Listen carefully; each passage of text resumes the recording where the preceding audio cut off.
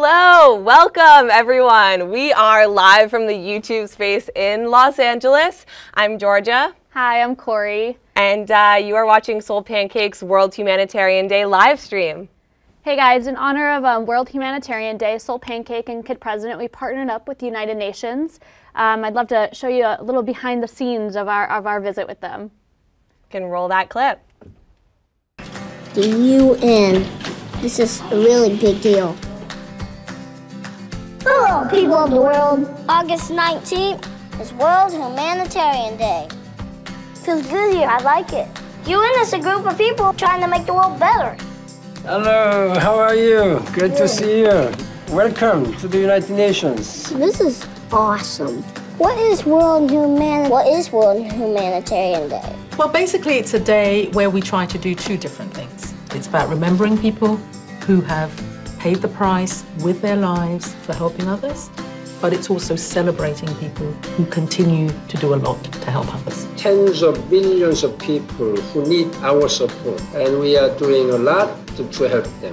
This year, we're asking people what the world needs more of. So what do you think the world needs more of? We need the teamwork. Humanity. Humanity. Humanity. Awesome answer. Let's work together. I like that. Teamwork. I think every important meeting needs to end with a dance. Let's go.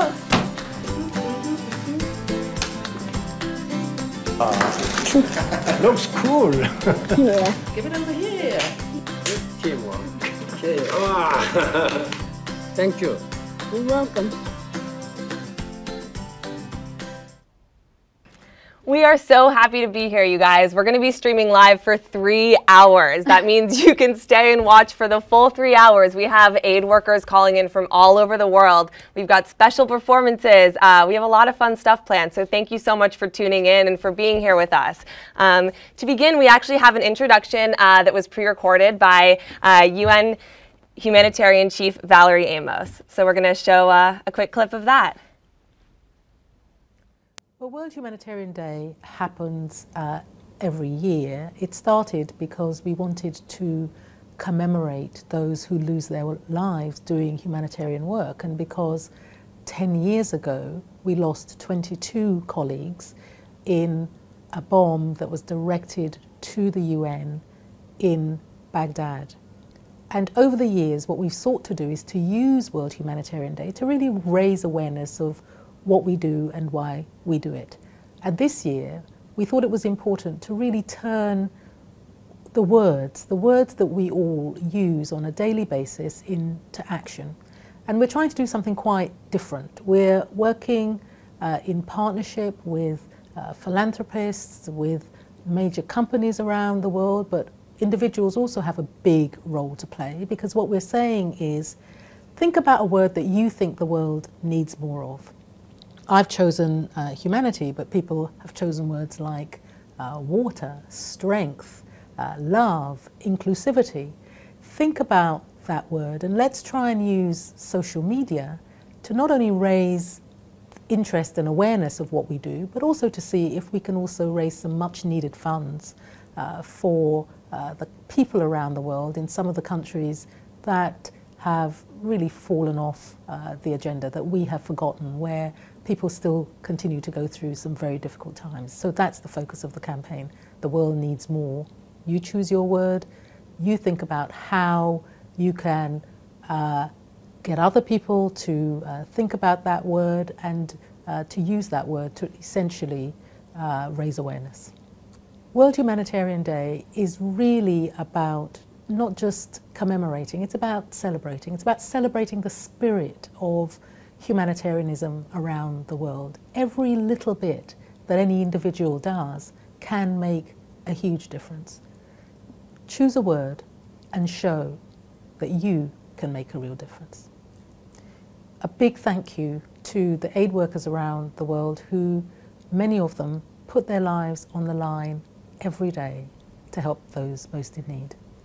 We all appreciate and we all thank you. Thank you, Valerie, for that really special message. And as Valerie said, this is the 10-year anniversary of a major bombing that happened in Baghdad we lost 22 aid workers and UN officials and that, and it really wrecked everyone. But it's really awesome that I think we can come together every year and just honor them, the people who lost their lives, and the people still every day that are on the ground, that are risking their lives for the betterment of humanity. So this year, it's The World Needs More Of. That's the campaign that we are doing, that the UN is doing. And I highly encourage, I know everyone is active on their social media, that we just join in this campaign, and you retweet and you repost, and it's hashtag The World Needs More, and then you fill in what you think the world needs more. So it might be hashtag The World Needs More, hashtag water, or hashtag hugs, or hashtag love, whatever you think the world needs more. We just ask that you join in that conversation, and that we can partner together, all of us around the world, to raise funds for this. Absolutely. So before we have our first guest, who's actually going to be calling in through Google+, Google Hangouts, which is pretty cool, from all over the world, we have a special performance that was recorded for us this past weekend from the African Children's Choir. They are incredible, and we're really excited to share this with you. Corey's going to tell us a little bit about them. Yeah. This is really special for us. The African Children's Choir, it's made up of kids that are 7 to 12 years old, and they are from, their situations are extreme poverty every day. Almost all kids have lost either one or more of their parents to AIDS or other poverty-related illnesses and diseases. So seeing the joy that comes out of these kids and the hope that flows out of them is so special to us. So we would love to just share this special video with you. We can roll that clip of the African Children's Choir, please. Hello, we are the African Children's Choir. We travel from Uganda and tour the world. The African Children's Choir educates thousands of children. Education in Africa is not free, so it helps us to be whatever we dream to be. We are going to sing our favorite song. It is called It Takes a Whole Village to Raise a Child. We dedicate this song to the people who are trying to make our world better.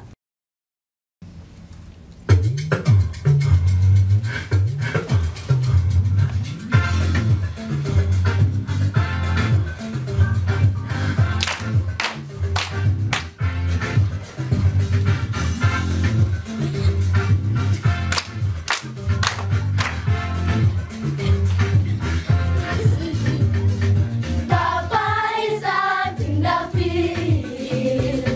Mama is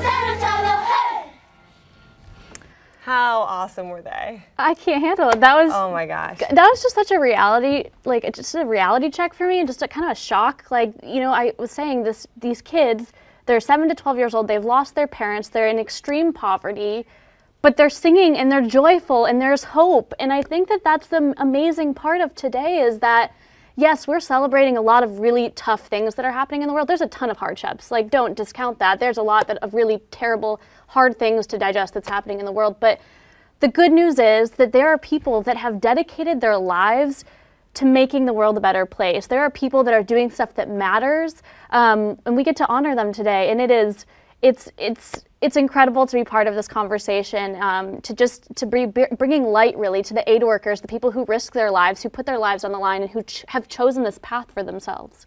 It's just such an honor. I'm excited to get some of these people on the phone and start talking to them.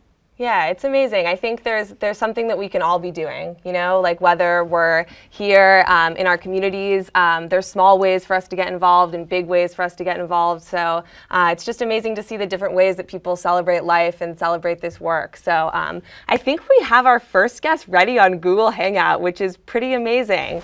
Do we have Laura ready? Yes, we do. Hi. Awesome. Hi, Laura. We can't oh, okay, cool. Oh, she's still We're dialing just holding off. Guys, let's give you a little background. Laura's actually dialing in from Lebanon, so we're just getting her connected right now. But like, it's a long way to travel. It is a long way to travel. But you know, I think there's something you could touch on. You were talking about what we can do in our communities, and the reality is that humanitarian work doesn't just happen overseas, and it's not just happening in large-scale projects, but it's happening day to day, and we get to be humanitarians ourselves. And humanitarian work, I think, looks different for everyone, but it's cool that we can all be part of it. Absolutely. And yeah, so you know, even if it's something just like encouraging others, if it's just about reaching out and encouraging other people that are doing big scale projects, it's awesome that we get to be part of that. So I think we're ready for Laura. She can't see us, but we can actually see her, and I think you can hear us, right, Laura? Yes, correct. Hello, how are you? Hello. Thank you so much for joining us. Hi. We are so good. We are so excited. We are so excited. Can you tell us a little bit about yourself and where you're calling in from? Yes, my name is Laura Shadrawi, and I work for the World Food Program in Public Information, and I'm calling now from Beirut, Lebanon. Wow, thank you so much for calling. I know it's a lot later there in the day, so we really appreciate you staying up. Sure. It's a pleasure. Tell us a little bit about the work that you're doing over there. Well, I work for the World Food Program, WFP. My organization brings food to where it's needed, fighting hunger worldwide. And my role in WFP is in public information, as I said, which means that I have to take photos and videos and write stories about these people, and also give them voice. I also take along journalists sometimes to the field and help them tell the story of the people we assist, and bringing it to the attention of the world so that these people are not forgotten. That's awesome. Can you share with us an experience that you've had when you're out in the field, and some experience that you've had that's really changed and shaped your perception of the world?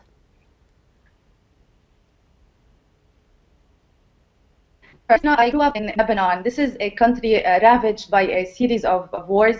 I personally witnessed 3 wars already.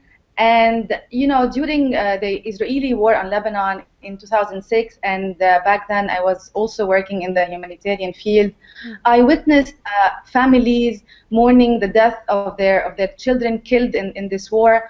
I've seen other families, just like my own, having to leave their homes and carry their belongings and go live in a tent in a public garden. From another part of the world, in Yemen in 2009, I met Ahlam. Ahlam was 6. I saw her walking aimlessly in the camp. She was just clapping her hands and talking to herself. So I followed her, and then her father came, and he told me her story. Ahlam was an explosion took place nearby. She wasn't physically injured, but ever since she could no longer talk, and she kept playing in her head and just clapping her hands. And her parents had to tie her to the pole of the tent at night so that they don't lose her. When I saw Ahlam, I started thinking about all the kids out there and the future that laid before them now lost. I see an Ahlam actually everywhere. There is an Ahlam in Syria, there is an Ahlam in Turkey, in Lebanon, in Jordan, in all these countries I've visited. I see an Ahlam, and I just, you cannot just ignore that. Yeah, you can't just ignore that. That's a really, really tough thing to witness and also be so invested in that community. That's like a really difficult position, but a beautiful one also, that you get to be part of that conversation and bringing these stories to light and just pouring into these people. Can I ask you, how long have you been doing this for? How long have you been in the humanitarian field? I've been doing this for over 7 years now. Wow. I work in different countries around the Middle East, including in Lebanon, in Syria, in Jordan. I've been also in Yemen, in Turkey, and in northern Iraq. Wow. You've really dedicated your life to doing that, and we're so grateful. So you've been doing this for so long. What inspires you it's difficult things that you are seeing. What inspires you and what encourages you through all of this stuff? Well, what really inspires me is that when I meet these people, I see a lot of determination and a lot of resilience. Yeah, those. But for example, I met a single mother in Jordan the day after she crossed with her kids from Syria, and she told me that she was carrying probably half of her furniture, walking on foot for hours, and then she arrived at this camp. I saw on her face like some complex emotions. I mean, she was traumatized, but at the same time she was happy that she brought her kids to safety. And when I see these people, what I really think about is that they are a constant reminder to me about the things that really matter in life, that we often are so absorbed by our mundane problems, and we fail to see what really matters and appreciate what we already have.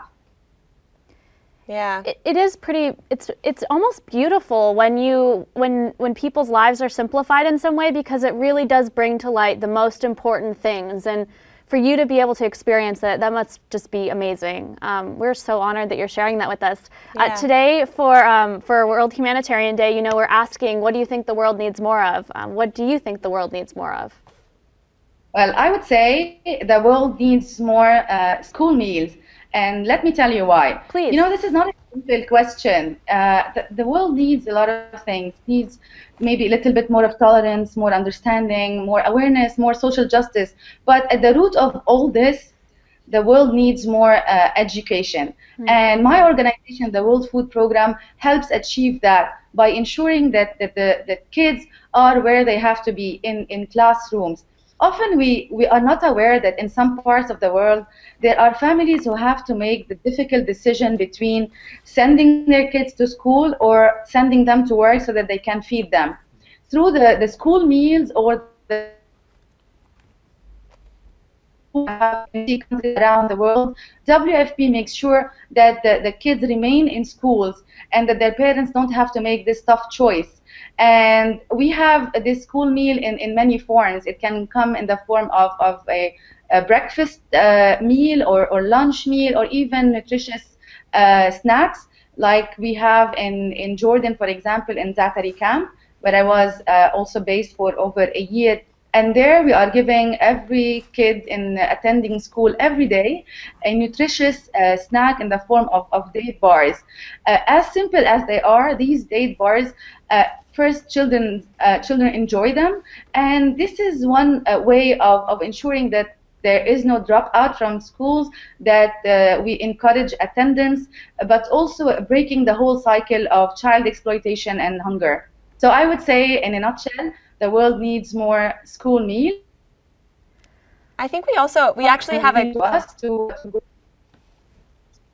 I think we have a clip to show some footage that you sent over. So we're going to roll that clip and have you stay on, and then we can talk about it, what we're seeing. Okay. Great, thank you. Sure.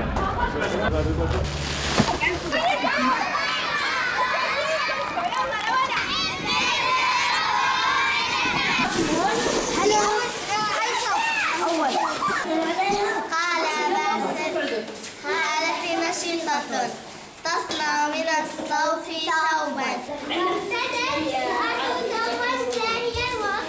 الكل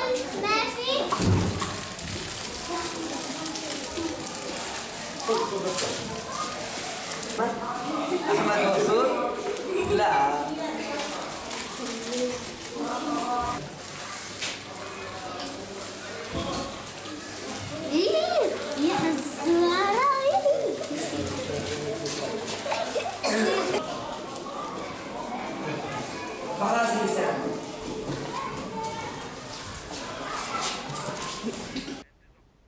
And we're back. Laura, thank you for sharing that footage with us. I mean, is there anything you want to add about what we saw? I know you said you spent a year there at that camp and got to work with the kids directly. Is there anything else you want to share with us about that experience? Yeah, I just wanted to add to what you were talking about earlier about being humanitarian and risking our lives, that many of my colleagues are now in Syria, Syrian national staff and international staff, and there they are really risking their lives. The couple of times I went there, every time I say I'm going to Syria, my family, my colleagues, my friends would tell me, why are you going there? Don't go there, you know, it's dangerous, you might get killed. And I'm aware of that, but I also know that many of my colleagues are there also risking their lives. Who's gonna do that, and who's going to be supporting the people who are getting killed there, and who's going to be able to save their lives? But at some level, I must say that this is not purely selfless. You know, there's a lot of courage and a lot of heroism in this. But also at some level, there is this rewarding and self-feeling and self-fulfillment that we have every time we know that we made a difference, no matter how little it is. And, you know, going to all these places where nobody's willing maybe to go, we learn a lot about the world, you know, we learn a lot about people, and more importantly, we also learn a lot about ourselves. Yeah, absolutely. I think you really touched on something really important. And is there anything that you feel like you'd like to share with our audience here? You know, we have a lot of people watching who, you know, things that they can do in their communities or ways that they can get involved. You know, just how we can all kind of participate in the World Food Program. And yes, I think this is an important campaign, and it's very innovative the way we're doing it. So this campaign, I would invite people to go to the World Humanitarian Day campaign website, and there they can also share and support and sponsor our hashtag, the school meals, and through that they can make their words count, because this way their word can turn into an actual and tangible assistance. They can also visit the WFP website and learn more about the school meal program and about all our operations out there. Thank you. I just wanted to say thank you so much for calling in and for taking time out of your day. And, you know, we're so honored to have you here. And the work that you do is so amazing. And you're such an inspiration to us here. So thank you. Yeah, and just thank you for what you do in general, for your heart, for the ways that you're just so selflessly, really, you know, activating communities and informing people and bringing to light what's actually happening around the world in situations where a lot of people are too scared to go there. It is scary. I think it's really scary for a lot of us to consider going to those places, but that doesn't make any of those situations less needy by us, you know, pretending like they're not there. They are just as much in need as every other area, and I think it's so amazing that you've made this decision in your life to go and serve there. It's just honestly, it's such an honor to be on the phone and to be speaking with you. Thank you for joining us. Thank you so much. Thanks. It was great meeting you. We'll talk to you soon. Thank you. Thanks. Bye. Bye. Wow. Amazing. That puts everything in perspective a little bit. I know. It's pretty cool. Like, we have been getting this whole day set up, and it's really cool to see it come to life. We actually have our next guest, who's not ready yet, but she'll be coming.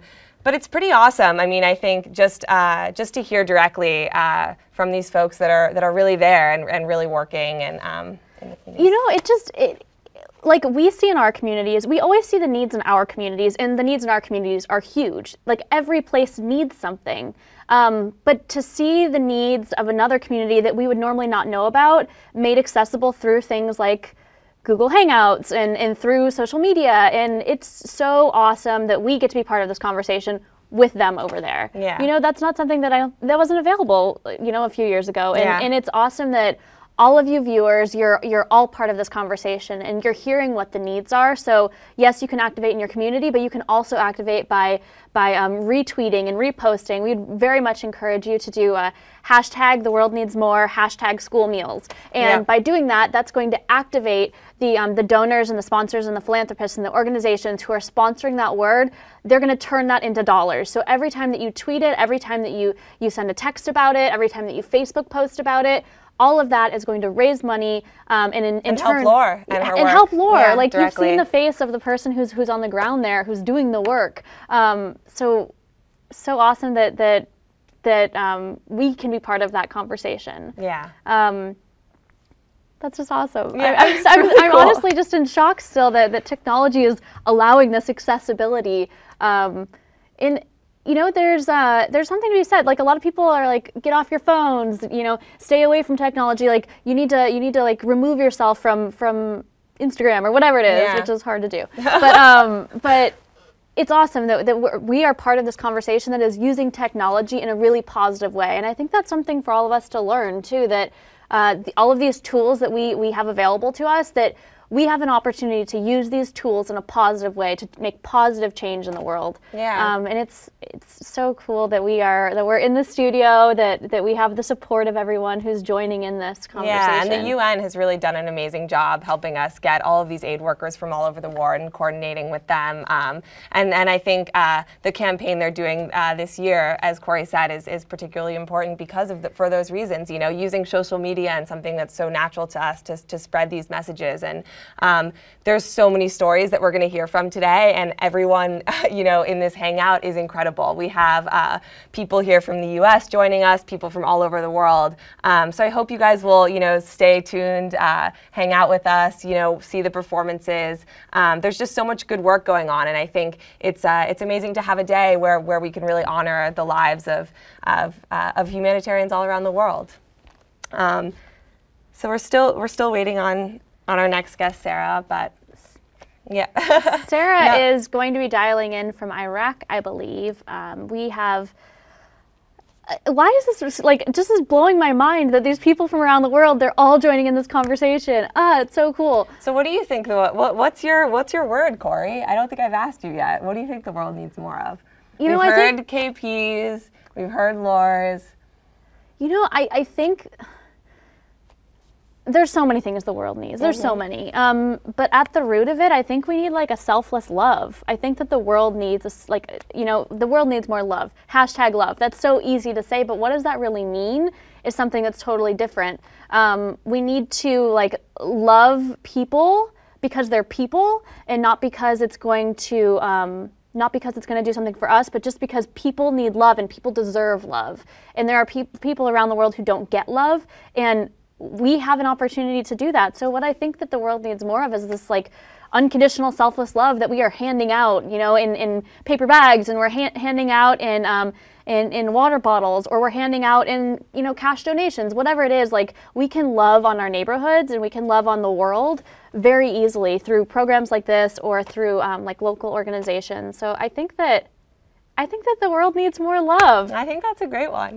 We could like play a little song to that one too. Definitely. But what do you think the world needs more of? You know, I was thinking about it a lot, and I think mine is the world needs more smiles, because I was thinking about how smiling is a universal language that we can all relate to, you know, and I think it goes along with love. But I think that I think it's all about us making those connections with one another. And I think if we can all relate and just be kinder and treat each other, you know, with the same respect. And I think for me, you know, and the work that we do, you know, this really starts in our small community. And I think it's something that everybody can do without, you know, having any money or whatever. You know, we can all love and smile more and just treat each other with respect, because I think, you know, too often we see people disrespecting one another and just not, you know, recognizing kind of that we're all the same. So that would be my word. But we have so many good words, so I tried to choose one that hadn't already been chosen. I really like that, because that is so true, that smiles are a universal language, that it like breaks down boundaries, that it changes the course of the conversation and the way you relate to people. So I like that one. Hashtag smiles. The world needs more smiles. Tweet it. So our next guest is ready. She's also calling in. I believe that she can hear us, but we won't be able to see her because the connection is tough. But we're going to bring her on via Google Hangout. Sarah, are you there? Hello? Yes, I'm here. Hi, how are you? Hi there. Thank you so much for joining us. I'm great. How are you doing? Oh, doing well. We're so happy. It's my pleasure. Thanks for inviting me. Oh, of course. Can you introduce yourself and tell us where you're calling from? So I am Sarah Eliassi. I work as area manager for the Norwegian Refugee Council, calling from the Kurdistan region of Iraq, northern Iraq. Thank you so much for joining us, and welcome. Sarah, we would love for you to tell us a little bit more about the organization that you work with and what it looks like during one day of your time in the field. What's one day in the life of a humanitarian for you? Well, the organization is one of the oldest humanitarian organizations that was created after the Second World War to support refugees and anyone that is affected by displacement, and has continued to do so and is working currently in more than 20 countries around the world, working with refugees, internally displaced people, host communities that have been affected by different types of crises. And in Iraq, we have been working since 2010, working with internally displaced people, basically Iraqis that have been forced for one reason or another to relocate within the country and not been able to return, or some of them have, but most have not. Today, we are working also in the northern part of the country in response to the Syrian refugee crisis, as there's a large number of Syrian refugees in the Kurdish region. So a day in the field is obviously very different depending on what you work with, where you are, and what issues you are working on and who you are working with. Here, for example, this particular day today, I was out in one of the recently set up refugee camps.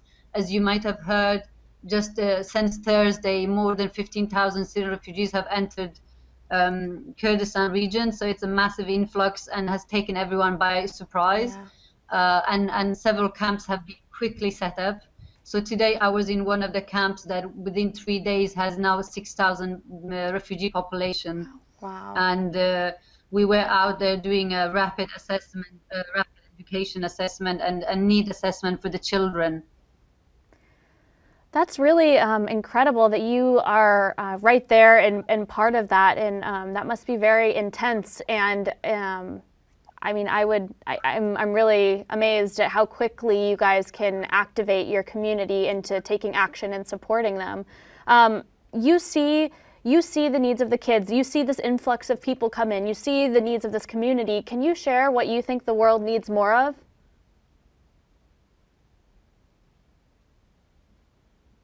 Hello? Hello? Hi, can you hear us? Can you hear us?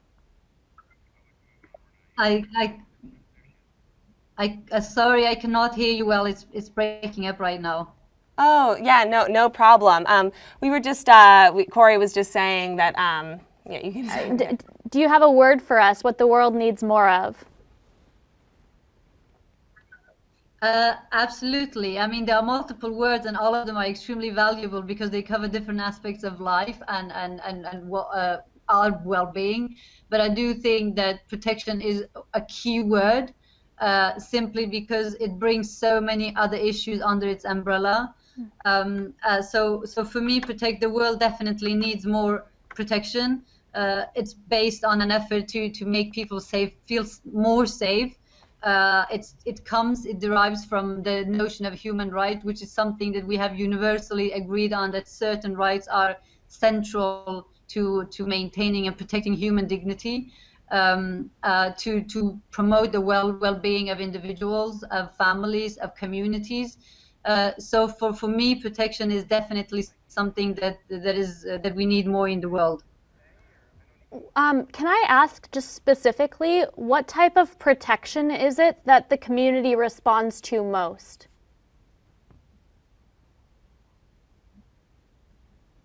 Can you please repeat that? I lost you there. Oh, certainly. I'm just wondering, your word is protection. Is there any very specific protection that the community responds to? Is it armed guards, or is it protection over their food supply? What kind of protection specifically that your region looks for?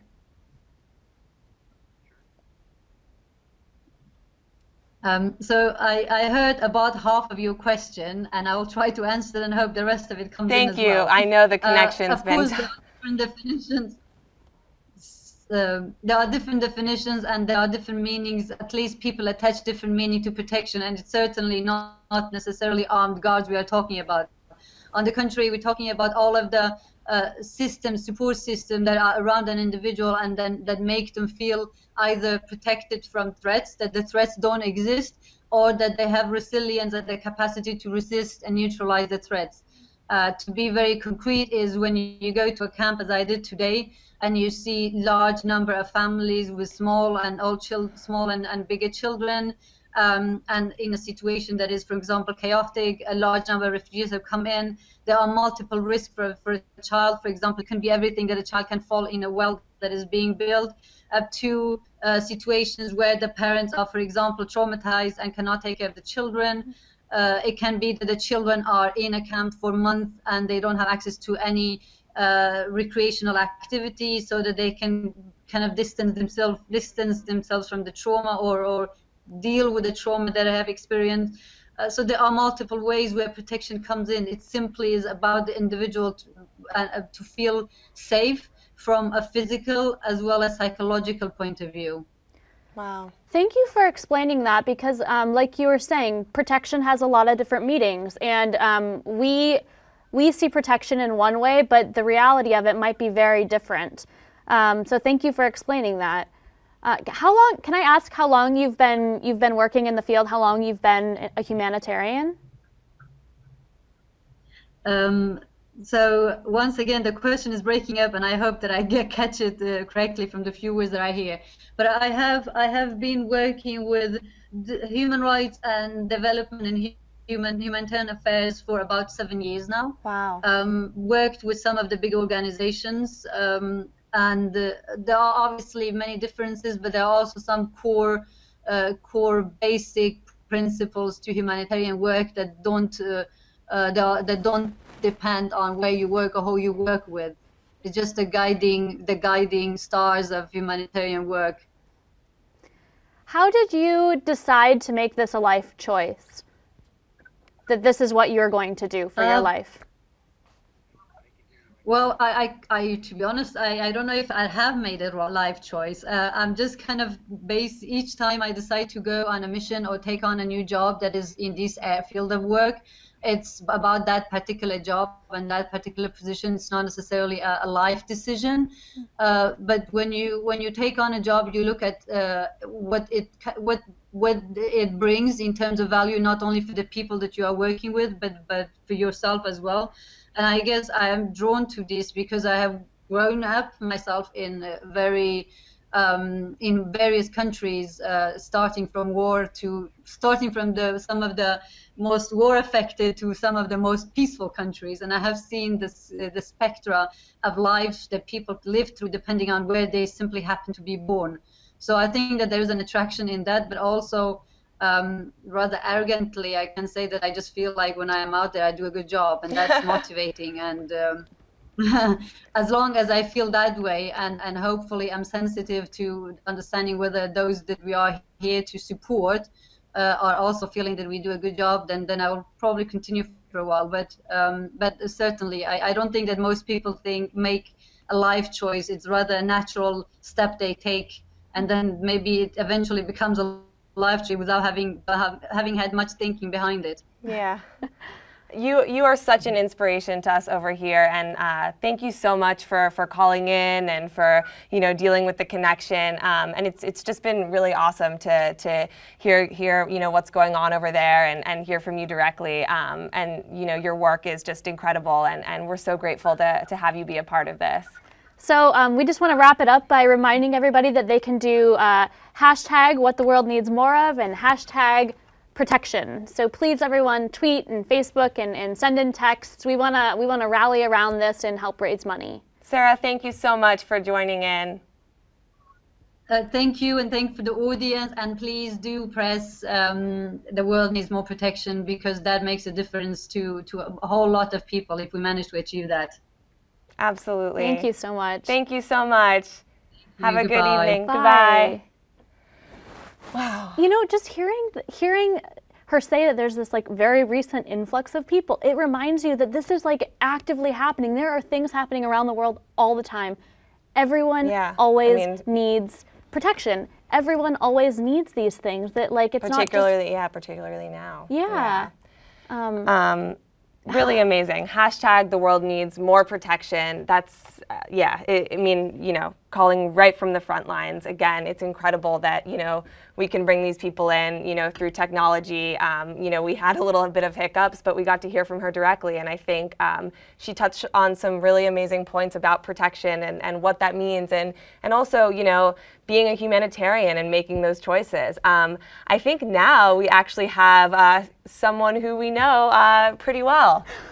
This person I get the honor of inviting into this live hangout. He's my boss, but he's also, it's an honor to work with him because he's more than just the comedian that everybody knows him as. He's somebody who loves on people and who brings really important conversations to light. So I'm excited that we get to have Rainn join our hangout. What's up, Rainn? Hey!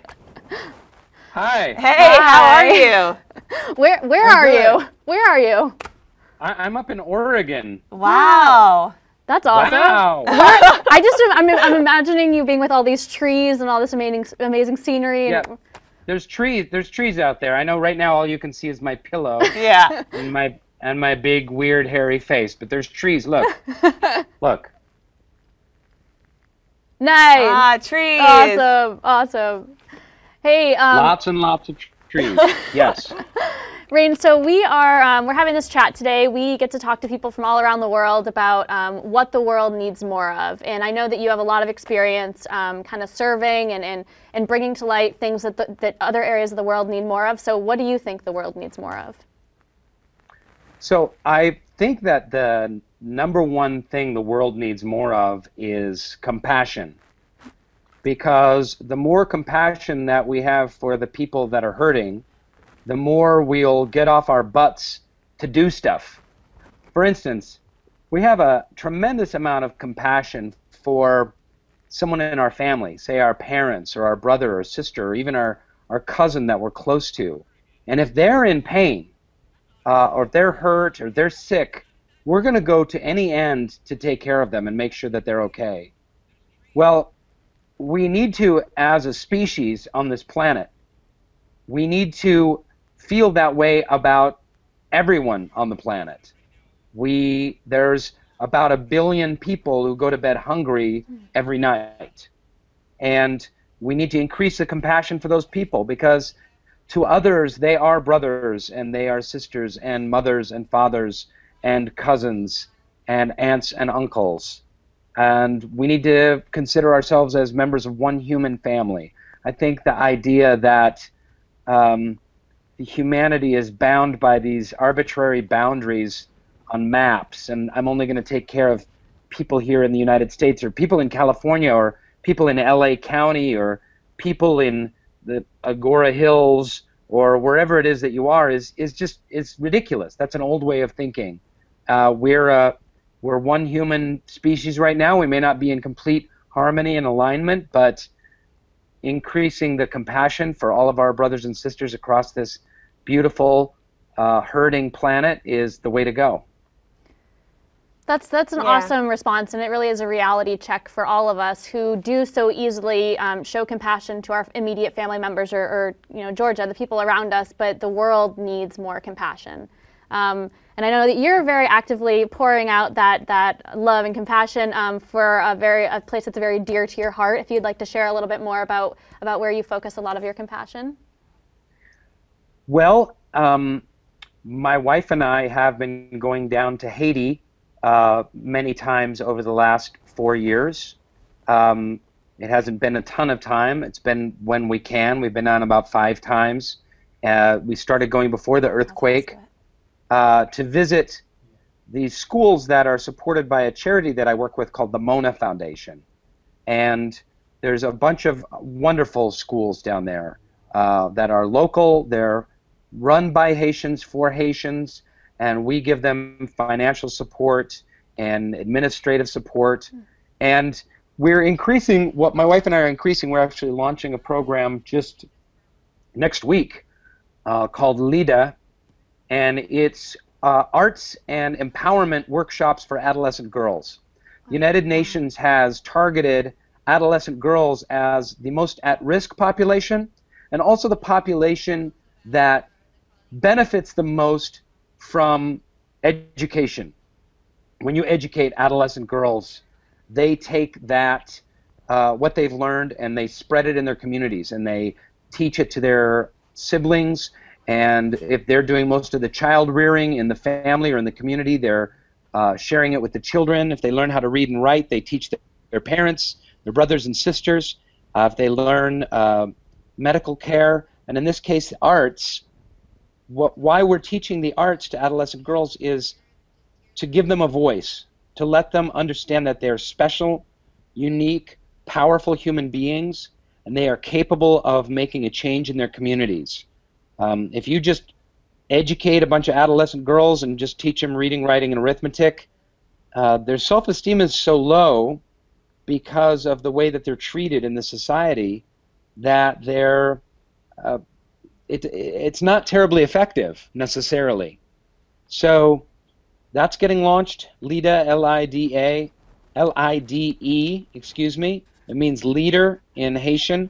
And we'd asked the girls down there what we should name what it is that we're doing, and they chose that name, LIDA, because they really want to play a bigger part in leadership.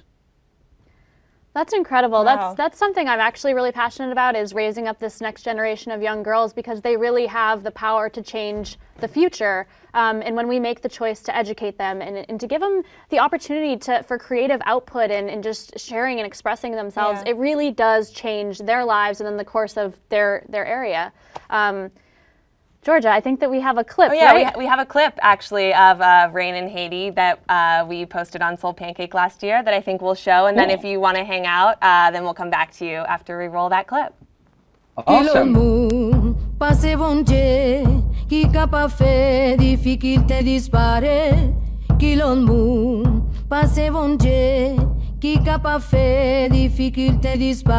first thing that meets your senses when you land in Haiti is the poverty. I've been to Africa, I've been extensively through Central America, but nothing was like what it is in Haiti. 80% of the people in Haiti live on less than $2 a day. 1% of the population of Haiti controls 90% of the wealth. But the thing that strikes you when you go to Haiti more than anything else is the spirit of the people.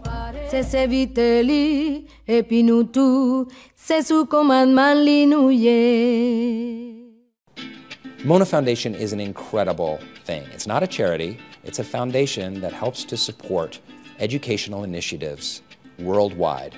Grassroots educational schools and movements that are proven effective, that have arisen up from local people and are affecting change in their communities. Sue Puzo was a school teacher from Canada who moved down to Haiti about 40 years ago, and there were some street kids in her driveway. There were no schools in the area willing to take them because they said registration is closed. She rented a house next door. She took her retirement savings and moved the kids in under supervision, gave them a home, and hundreds of kids come every morning to learn to read and write. It is one of the most beautiful stories of selfless service to humanity that I've ever seen in my life. So Mona raises money here in the United States and gives the resources that these schools need throughout the world.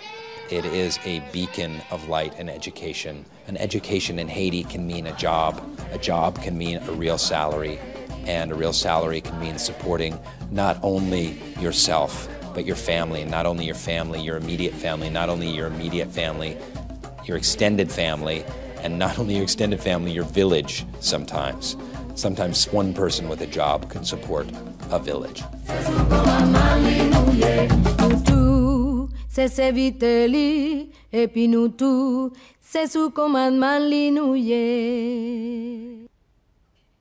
And we're back. Rainn, you're there still?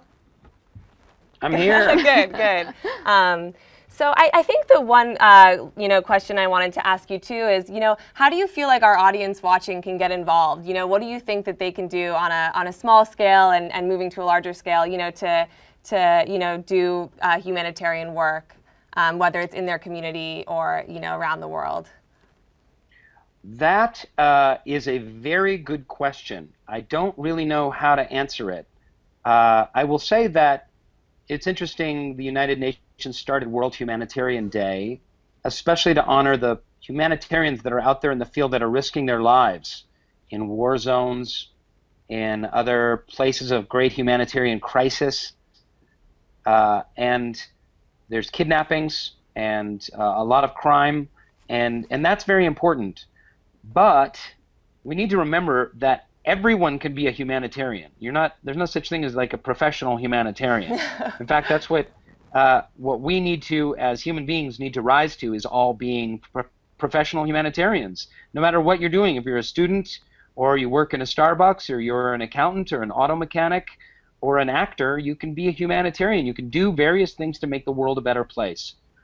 I'm sure there's a lot of online resources for finding places to volunteer, whether it's local and in your community or whether it's overseas, and donating money. I know, like for the Mona Foundation, 90% of the money you donate to Mona goes towards their educational initiatives. They have literally like 3 full-time employees, and the rest of the money that they raise goes directly to the schools. You can even go on their website and buy a chair or a desk or a Bunsen burner for a classroom of one of these terrific schools.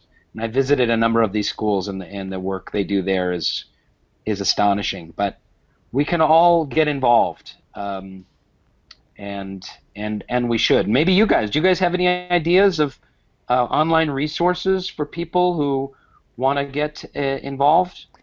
Well, in some way? Yeah, there's the obvious, since we're talking about World Humanitarian Day, there's worldhumanitarianday.org, and there's the opportunity for people to be tweeting their hashtags of what they think the world needs more of. But everyone is passionate about something, and it is so cool when you get to put your passion towards something important.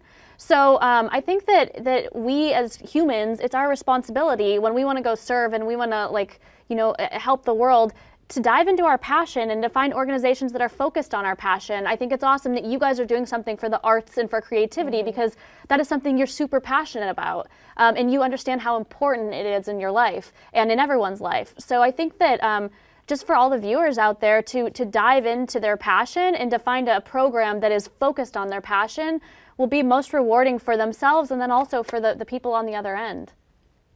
Yeah, one of the things when I started getting well known as an actor is I got asked to be a part of a number of different charity functions, fundraising or emceeing and whatnot, and I had to really stop and think about, well, I mean, I care about so many different causes. I'm passionate about the environment, and I hate to see animals in pain, and there's so many different issues I would love to be involved with, but for me, it settled on education, because I think that education is the catalyst that can promote change on a local level. Mm-hmm.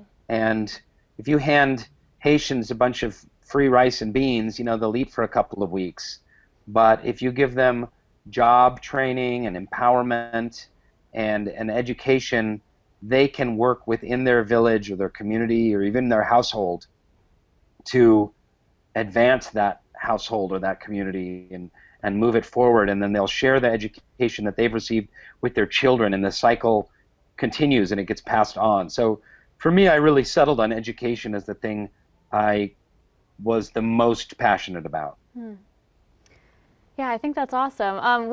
Thanks again, Rainn, for taking the time out to jump on the call with us. You're awesome. Hashtag the world needs more compassion. Yes. I really love that. And I think it's something that we can all do, you know, on anywhere, you know, throughout our day, on any scale. So thank you so much for coming on board. I have great compassion for you guys because it's really hard to host a live hangout for several hours on a difficult topic, and you guys are doing a fantastic job. I'm very proud of you. Well done. Thank you so much. See you at the office, man. Bye. See you at the office. Bye.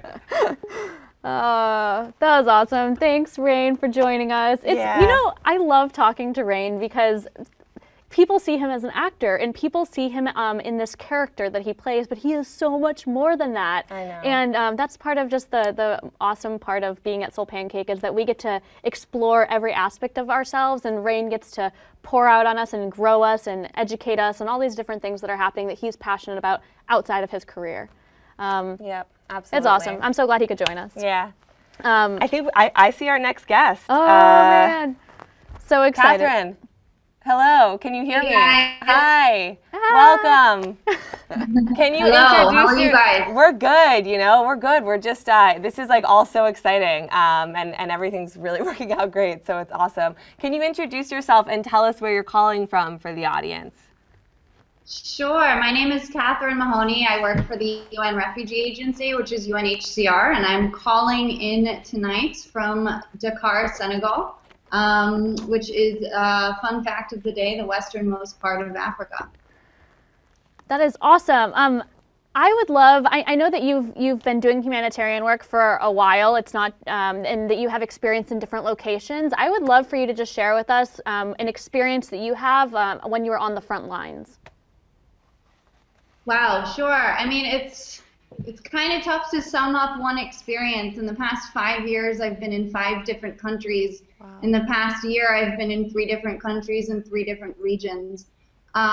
So in my mind, what I would say is that for every refugee that I meet on the front lines, that's another story to tell. So, you know, for example, I spent 9 months last year living in a refugee camp on the border between the 2 Sudans. I was in a place called Yida in South Sudan that was home to 70,000 refugees. And alongside my UNHCR colleagues and colleagues from WFP and other organizations, we were living in the center of the largest camp in the country. And we were living alongside the refugees in very similar conditions. And every day we would, you know, wake up in our tents and go to work. And there were, every day you would see, you know, hundreds of people and families that were coming over that had just left their homes and their villages and had just crossed an international border and were seeking safety and protection in South Sudan. I mean, one image that I'll never forget was a 78-year-old woman. This was a woman that was born in 1929, so maybe my math is not correct, but I'll always remember seeing that she was born in 1929 and she was blind, and she was being led across the border holding a stick, and her 8-year-old grandson was leading her for days on foot across the border, and we met her at the registration center where she was registered as a refugee for the first time in her life. So those are the types of stories, those are the types of people that you're exposed to on the front lines, that you're honored to meet.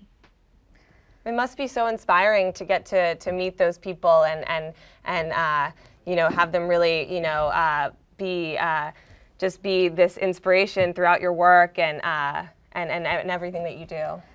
What's it like as a humanitarian? You shared with us what it looks like on the front lines. What is it like as a humanitarian? What goes through your mind? What encourages you? What inspires you? And how difficult is it really every day?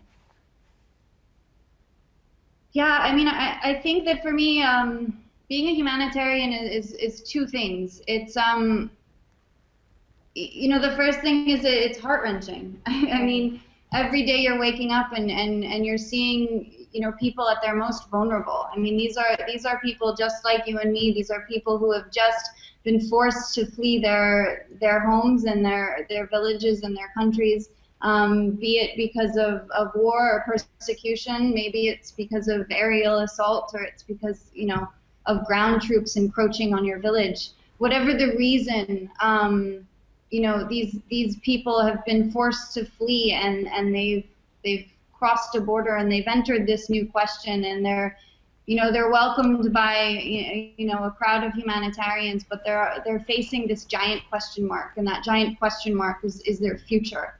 And for any refugee, the only thing a refugee really wants is to be able to go home. And the thing that's standing between them and the ability to go home is peace and safety.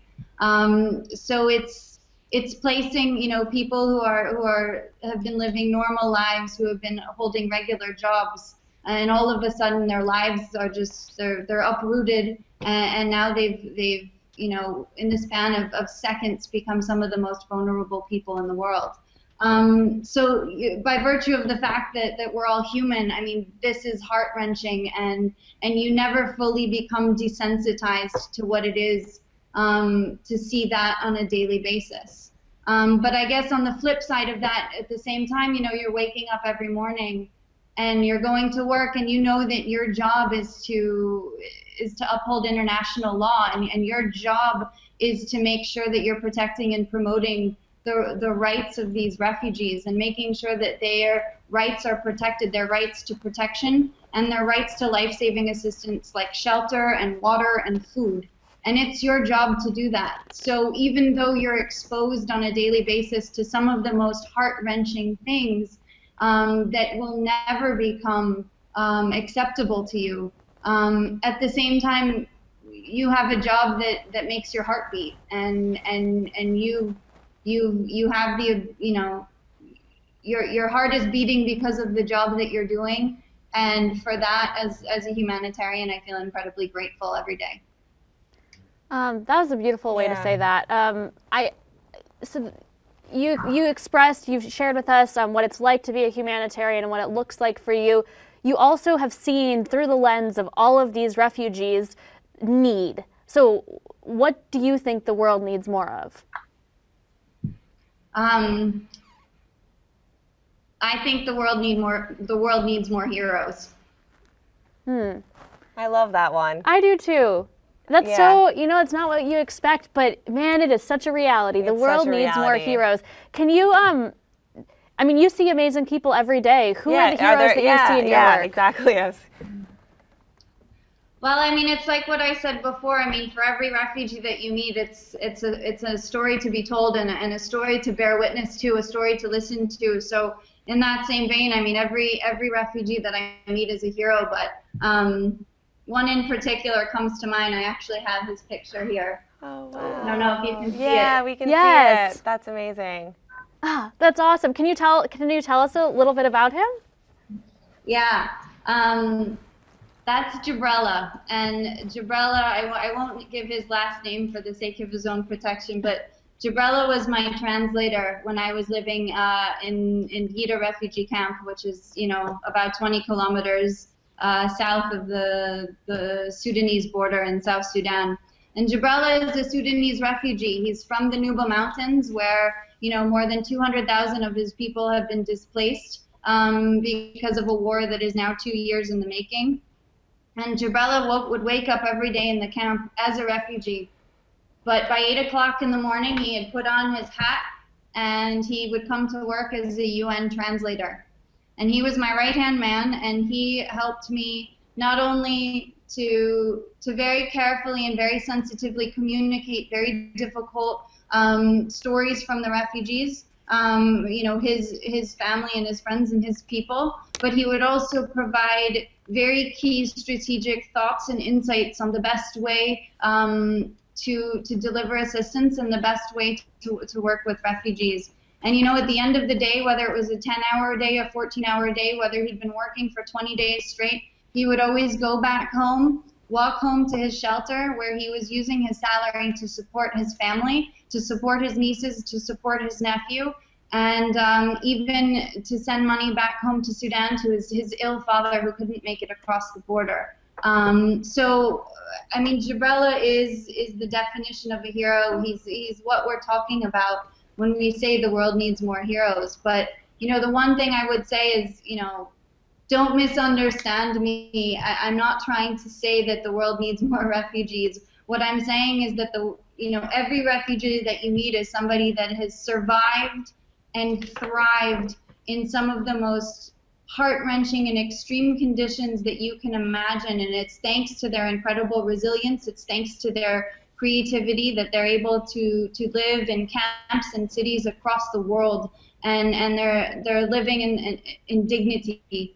And you know, these are the heroes. And at the same time, you know, these refugees that are being welcomed into countries, into communities, those people that are welcoming the thousands of refugees who cross borders every year, those are heroes too. You know, back in Gita, before 70,000 refugees descended upon Gita within 1 year, it was a town full of 400 people. So each one of those 400 people is also a hero. And then there's the heroes in communities across the world, in Australia, in Sweden, in England, in the States, next door in Benin, who, you know, are welcome these refugees, who are helping them get settled, who are, you know, giving them, you know, the support that they need to buy what it is to survive in this new environment that is away from home. And you know, there are thousands of individuals, and there are countries across the world that are helping fund the work that we're doing. And so you also have this definition of a hero of people who are helping UNHCR and helping the humanitarians working for the UN Refugee Agency to help us to implement our work, which is providing life-saving protection to thousands, millions of refugees around the world. That's amazing. I mean, I love, you know, your description of it, and I think I love the word hero because I think so many of the words that we've heard today really work up to this idea of a hero. You know, if we can provide more education and compassion for young individuals throughout the world, you know, we can help them become heroes and make them heroes. And I think we all have those people that really have influenced us and inspired us. And I know your work for me is really heroic, and it's incredible to hear about. So. Well, thank you. And just that anybody else that's watching right now, we want you to know that you can also be a hero for the refugee cause too. Absolutely, absolutely. Hey, you know, I have a question. You know, these refugees, they're flooding into the areas. How do they receive the humanitarian aid? Do they see you as something, a beacon of hope? Do they see, or are they afraid of you? I know they're fleeing and they're in a very scary place in their lives. How do they receive this help? I mean, to be honest, I think that it's you know, every day to wake up as a humanitarian, and especially when working with refugees, you have to wake up and think, I could wake up and be a refugee tomorrow.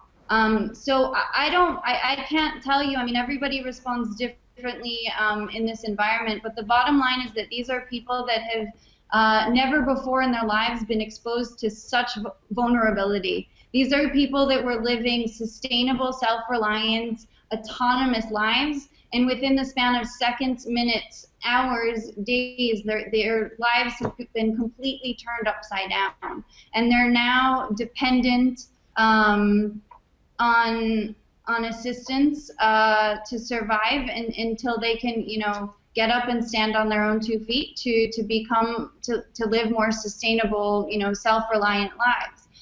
So I think that it's difficult to say, you know, how it is that refugees respond, because in any given situation it's a little bit different. But I mean, I think at the end of the day, you know, the goal for a refugee is to be able to support themselves, but also to be able to go home. And that's really what we're here to do. We're really here to just, you know, make life a little bit easier and to help people live resilient lives in dignity until that moment comes when safety has returned and they can go home to you know, their homes and villages in peace. Wow. That's beautiful. Thank you for the work that you're doing and your willingness to just be on the front lines and to just every way that you've dedicated your life to this cause. I think it's beautiful, and like Georgia said, like, you're a hero to us, that you're willing to take this risk and to be around places and people that are broken, but it's awesome that you see the beauty in it and that you see the hope and that there's an opportunity for you to like impart hope into their lives. So thank you for the work that you are doing. And thank you so much for joining us today. And I know it's late where you are, and we so appreciate, you know, you helping us spread this message to our audience and to everyone on YouTube and whoever is watching out there. It just really means so much to us, and we really are celebrating you today and all of the work that you're doing. Thank you very much, and thank you for helping us talk about our work and getting the word out about the millions of refugees. Thank you. Hashtag the world needs more heroes. Yes. Thank you so much. The world needs more hashtag heroes.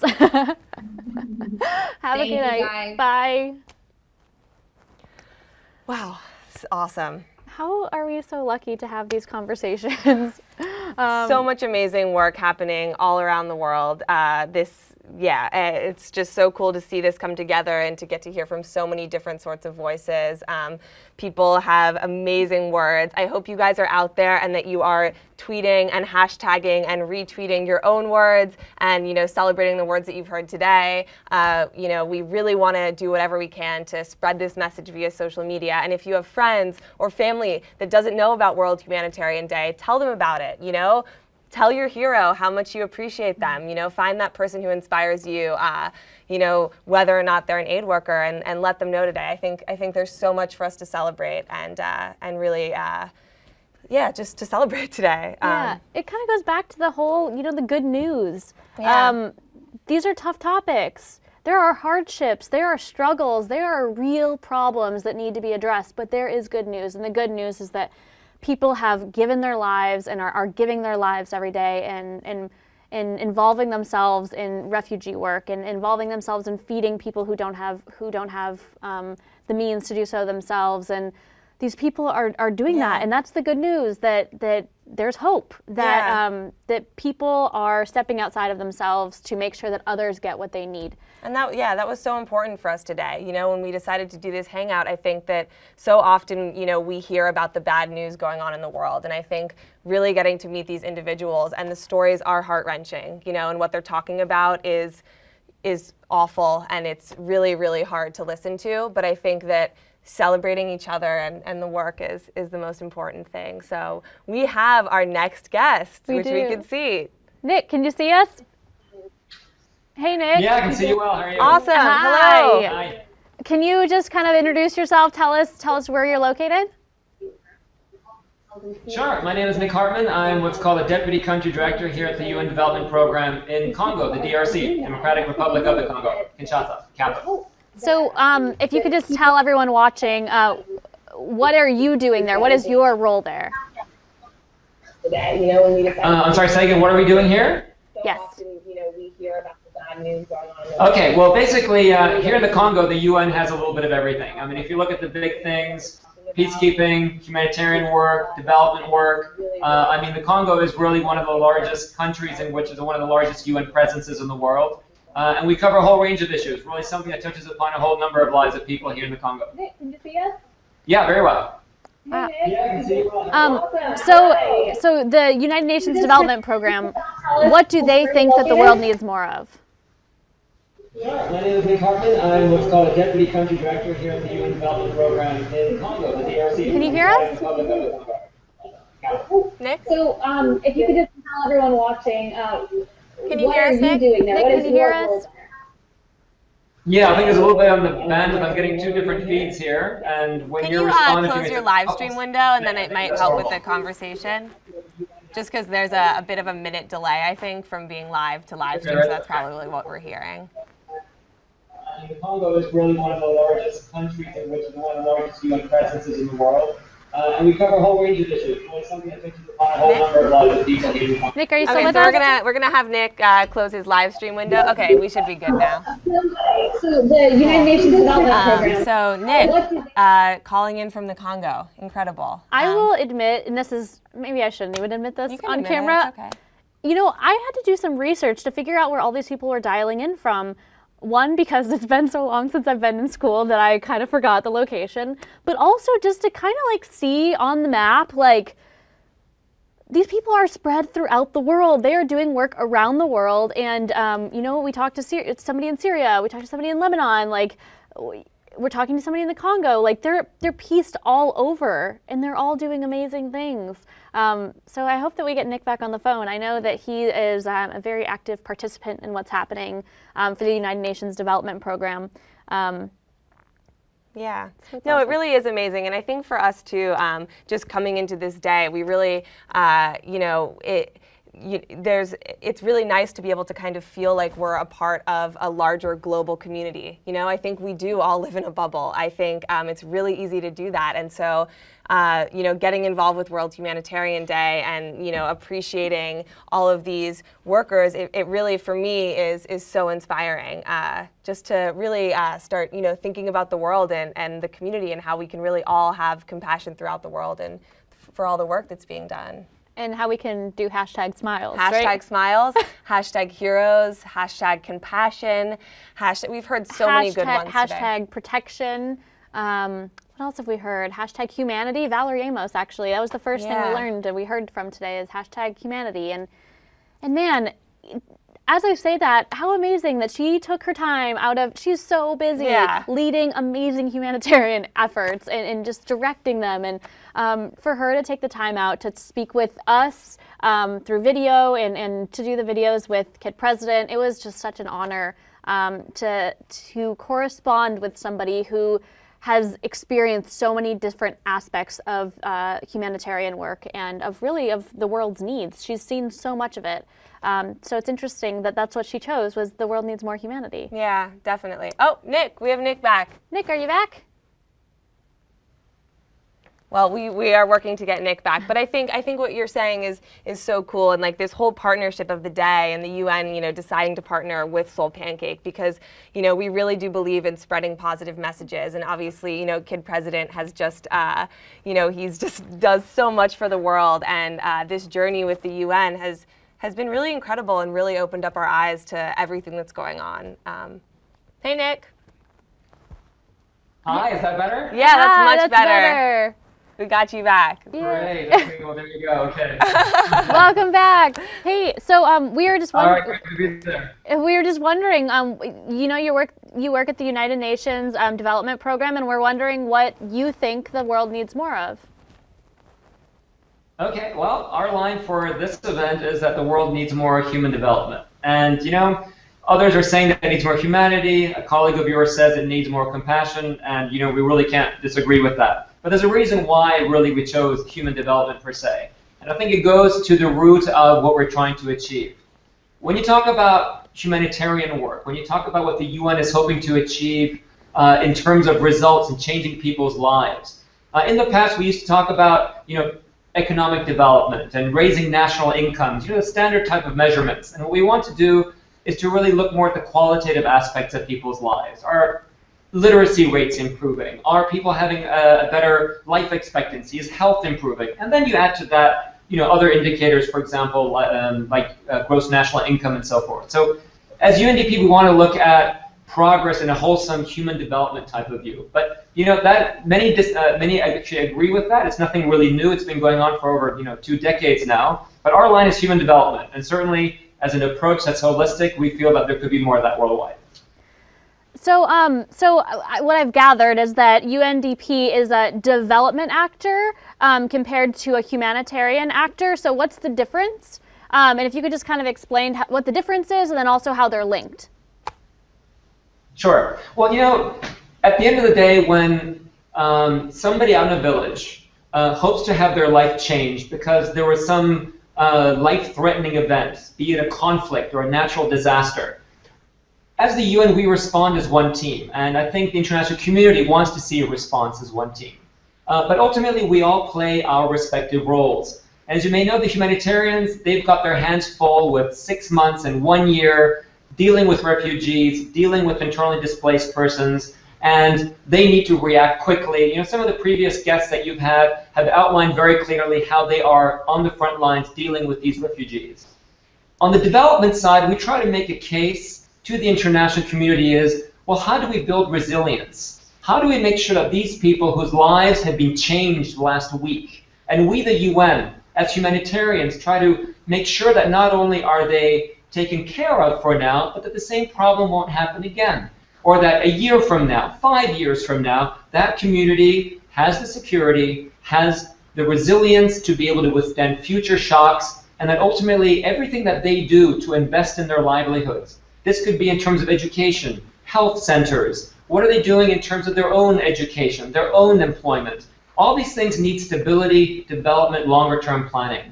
So what we try to do is work with the humanitarians and ensure that their efforts translate into longer-term results so that the humanitarians can really respond to those most urgent areas of the world where they're needed, and the government ultimately takes over their ability to manage their affairs, hopefully without any UN help in the future at all. That's a beautiful concept, to be in a position where you guys are not just providing something, but that you are developing them and preparing them and creating the economy for them to some degree. You're giving them the tools so that they can grow and prosper.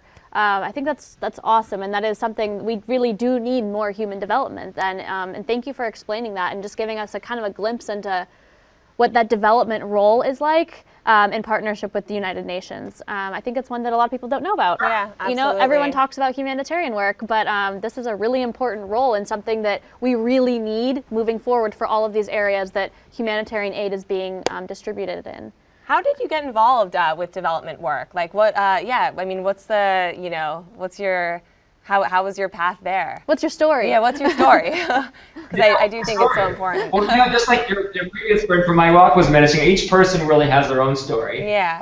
I guess when you join the UN, you do it because you do want to wake up in the morning and feel that you can make a difference. I mean, as a person also said, there's a personal and there's also a professional reason for it. And the way that you translate your personal is to say, well, what is your background and what are you interested in? Now, we have some great humanitarians out there who really want to go out into the trenches, be with the communities, and then you still have a whole group of people who help them also achieve that job. And you know, much of what you hear in the press is the humanitarian situation. It is a peacekeeping operation.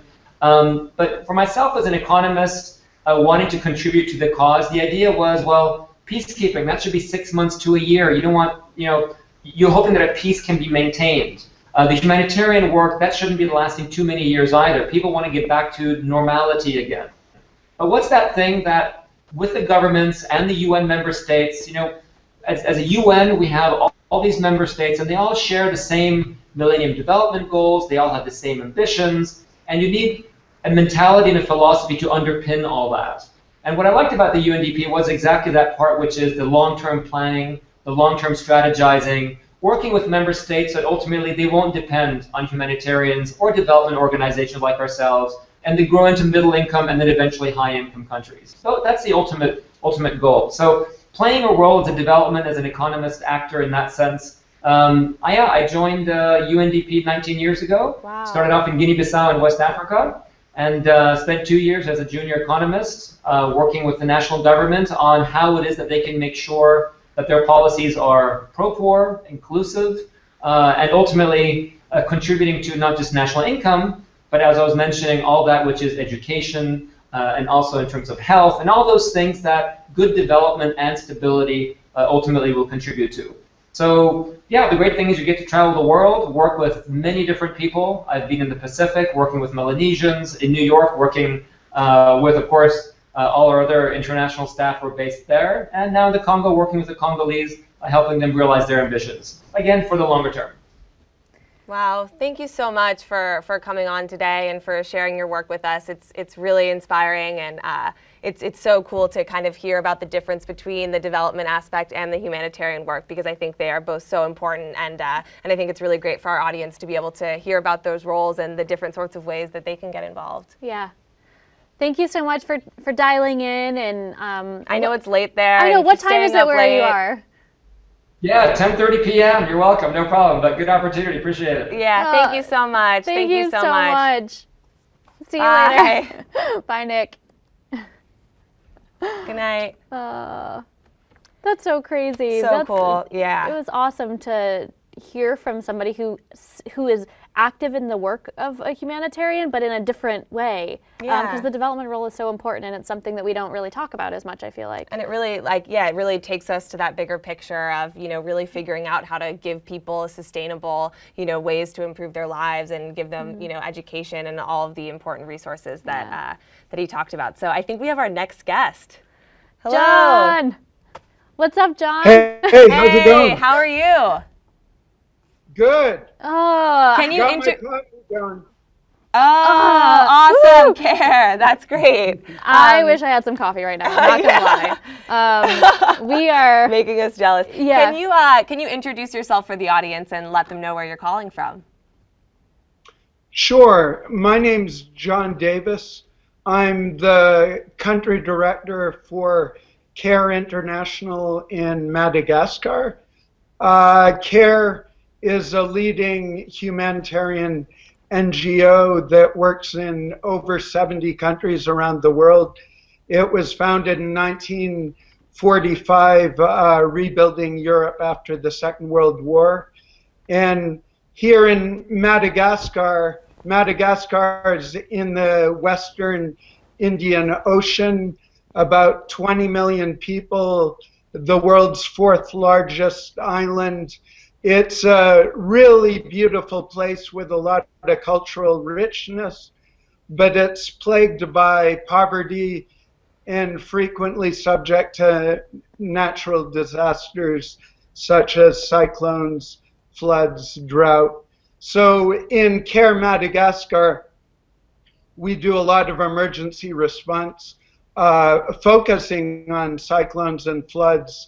We also do disaster preparedness and some sustainable development sort of stuff, food security and livelihoods, which I think you were discussing with your previous guest.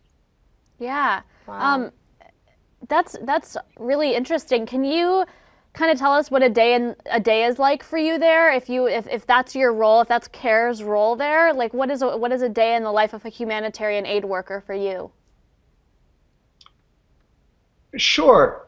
I'd say what we do, particularly emergency response-wise, depends a lot on the time of year.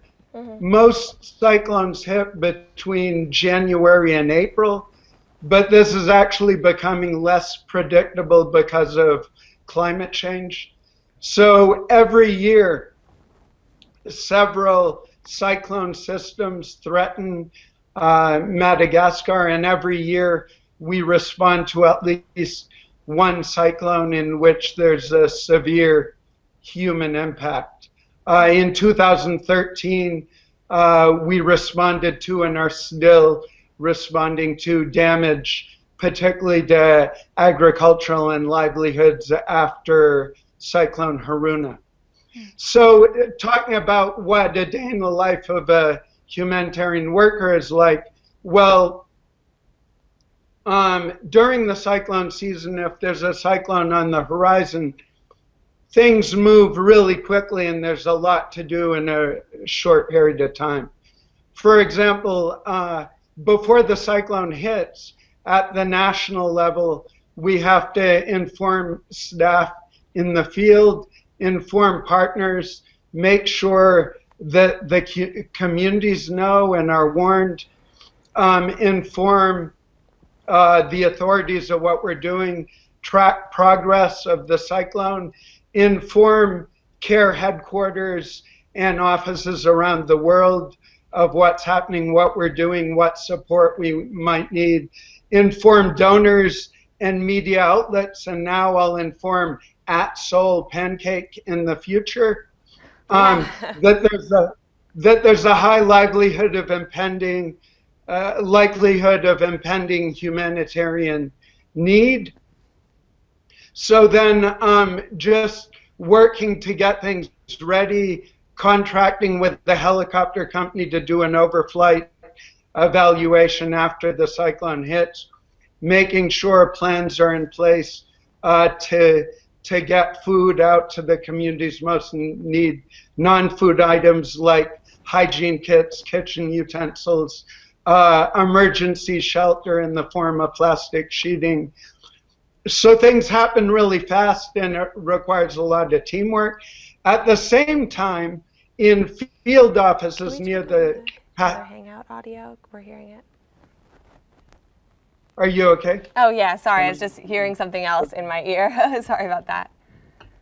Sure, in field offices near the path of the cyclone, staff have to work with officials and partners to make sure preparations are underway and communities are informed, have to make sure that vehicles, offices, warehouses are prepared, windows are boarded up, sandbags are on the roofs, buy extra fuel, buy extra phone cards so that we can hit the ground running when we have to respond.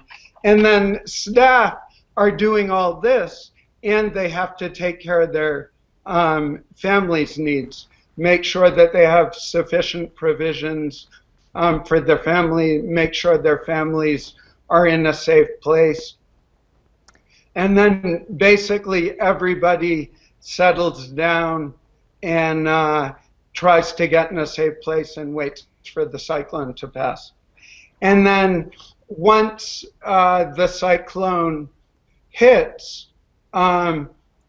there's generally a lot of damage. Cyclones on the east coast of Madagascar unfortunately injure and kill people. They destroy homes made of local materials, blow roofs off stronger structures, destroy possessions and food stocks, blow down trees, block roads, cutting off access to healthcare and so forth, flooding, destroying crops. So once the storm subsides, there's a whole lot of work to do in terms of working with local authorities, both on the ground to get around all these obstacles and identify communities most in need. And as soon as it's safe to fly, we're in the air with a helicopter surveying the damage and trying to gauge damage to outlying areas. Wow. Wow, that's amazing. How many people are on your care team there locally? It varies, but we have at any given time about 10 sub-offices and about 250 staff. So the fact that we have ongoing development activities through partners on the ground, it gives us a solid foundation to ramp up and hit the ground running when an emergency hits. That's awesome that you guys see that time of preparation as just as important as how you respond to the cyclone or the natural disaster. Hey, I would love to hear, you have so much experience in what you've been doing. I would love to hear just one of your favorite stories, as an aid worker, and just, you know, what it looks like and something that kind of changed your life maybe. Sure. Well, I'd say for me the most gratifying moments are when we know that we've helped really vulnerable people to get back on their feet and recover their dignity after being really in the depths of despair. But the key thing is, I think, recovering dignity and helping them see clear signs that they're reestablishing their livelihoods and becoming more resilient in the face of cyclones and other disasters. So for me, the great moments, I talked all about the controlled chaos surrounding responding to a cyclone. But for me, the great moments are a sunlit sky, tranquility, green mountains on one side, a sparkling blue sea on the other, and talking with an elderly woman or a young mother, head of household, who was able to, you know, maybe they lost their homes, their food stocks, their crops after the cyclone, and they're trying to get back on their feet. And thanks to the help of the international community, our national partners in care, they've been able to get back on their feet, have a shelter over their head, and really demonstrate resilience in the longer term. So the times in the field, interacting with the people we have the opportunity to work with are really great. For example, last year we responded to Cyclone Giovanna, which really had devastating impact to shelter, to homes on the east coast of Madagascar. And I remember vividly meeting with a woman named Wangi Nirina, who she was barely over 20 years old, and she had 3 young children, was on her own running her household. She had been very enterprising before the storm, small economic activity, selling things and so forth. She lost her home, she lost her resources. But we were able to visit her several times after Giovanna hit, and while we were trying to support her and her community, and to see them get back on their feet and really rebound rather quickly was really exciting for us. So that's it for me, I think. Yeah, you know, you have such being out. You have such amazing experience. And Go ahead. You've interacted with so many people. Yeah. You obviously know that there's need in all of this. So what do you think that the world needs more of? How can we, you know, run this hashtag? How can we support the efforts there? What do you think the world needs more of? Great question, and it's been great over the course of the day to see the responses coming in. You know, we in CARE, we think the world needs more equality. And for us, focusing on equality means understanding that women and girls are disproportionately affected by disasters. So we see gender inequality and poverty as being intrinsically linked. So we try to, you know, create opportunities for women, men, girls, and boys to build their capacity, develop the tools and resources to improve their lives in ways that last. You know, we see equality as closely linked with social justice. So improving gender equality enables communities to work more closely together to lift themselves up from poverty. So in such a way, we can promote the dignity of women, men, girls, and boys, and fight poverty and injustice in the world. I love that hashtag. I think that that's something that we talk about all the time in conversation and in the US and really all over the world, that there really needs to be equality. And so I would love if everybody that's watching the live stream, if you can just hashtag the world needs more, hashtag equality. We want to support you and we want to support your efforts, and thank you so much for dialing in. Thank you so much for everything you do. It's so inspiring to hear your stories, and hashtag the world needs more equality. Thank you so much for staying up tonight and for joining us, and we're so honored to have you, you know, be a part of the Hangout. Thank you, Yeah, John. thanks for your great work. Thanks for your support. Take care. Thank you so much. Bye, John. Bye. Bye. All right, we're going to take a quick break. We have a video to show. Kid President had a very fun interview, so we're going to roll that clip, and then we'll be right back.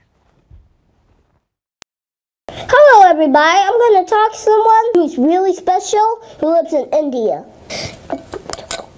Hello, friend. Is it true you got rid of polio in India? Yes, I did. That's great. Good job, man. I don't like the word polio.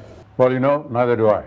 World Humanitarian Day is August 19th, and we're asking people what the world needs more of. People are sponsoring words that can change the world. You help get rid of a word. Will you help sponsor a good word? Immunization. I think the world needs immunization. Why immunization? Because it saves the lives of millions of children. But how can we do it?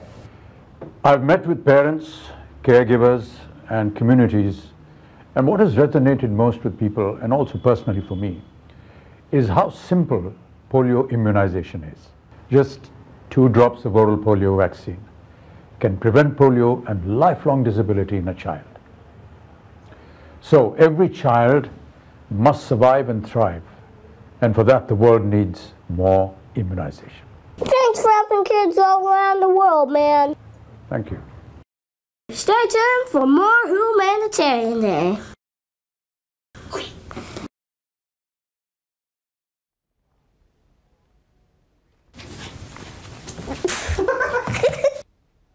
And we're back. I love that clip of seeing Kid President, talk to another representative of World Humanitarian Day. And such important work. Hashtag the world needs more immunization. And I think we're ready for our next guest. Hello. Pernilla. Hi. Can you hear us okay? Perfectly fine. Awesome. Pernilla, can you introduce yourself and let the audience know where you're calling from? Sure. My name is Pernilla Ironside. I'm working with UNICEF, and I've been most recently a child protection specialist working in emergencies. Today I'm in New York, but I've just spent 6 months in Yemen, and I'm leaving tomorrow for Palestine for my new duty station in Gaza. Wow. Well, thank you for fitting us into your schedule then, right before you hop on the flight. What kind of issues have you been dealing with then? You're a child protection specialist, you said? So what does that look like in all these places that you've served? What does that look like? Well, most recently in Yemen, what we've been working on is a whole range of really, frankly, alarming concerns that relate to ending violence, exploitation, and abuse of children. What I mean by that is things like the recruitment and use of children by armed forces and armed groups, killing and maiming of children, whether it's through direct conflict or the effects of conflicts such as landmines or unexploded ordnances that are scattered all around civilian areas in their schools and so forth. And it also extends to ending trafficking and preventing trafficking of children, where I was most recently, while in Yemen, in a military camp where the military had just basically rescued literally thousands of people from the camps of traffickers, and these people had come from the Horn of Africa on their way to Saudi Arabia and were hoping for employment opportunities, and there were quite a few children amongst them, and they were exposed to just the most atrocious violence and torture and extortion by these traffickers. So we're working to prevent this, to respond to these kinds of serious protection concerns, and to involve communities in better equipping themselves to protect their children. Wow. I honestly can't imagine being in those situations and seeing the children that are affected. Just hearing it is affecting me. How has this kind of affected your life? Quite dramatically. I often say that this is really a calling, and I couldn't think of anything more that I'd rather do. I'm trained as a human rights lawyer, and even though my work is not directly related to the law, it's about addressing social injustice. It's about enabling people to realize their rights, particularly children and women in my work with UNICEF. And, you know, it's extremely fulfilling as a result of that. The work you're doing is so incredible and so important, and, you know, must be so heart-wrenching, you know, on a regular basis. What inspires you? I mean, is there a story or a person that you know, helped you get into this work and find that calling?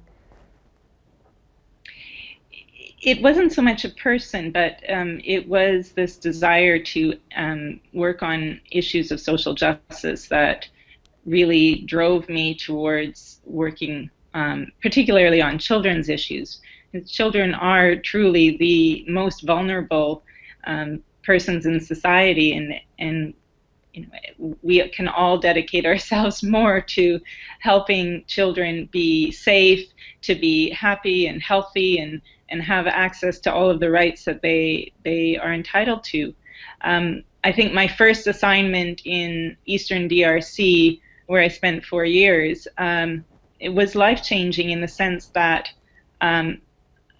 just being so immersed in day out in a conflict situation, where you could also see the immediate impact of your work, it just, in a way, it's even though the situation is terrible and sometimes it's 2 steps backwards and 1 step forward and the reverse sometimes, overall the net gain in terms of how you feel about contributing to society and contributing to others and serving others is a very rewarding experience.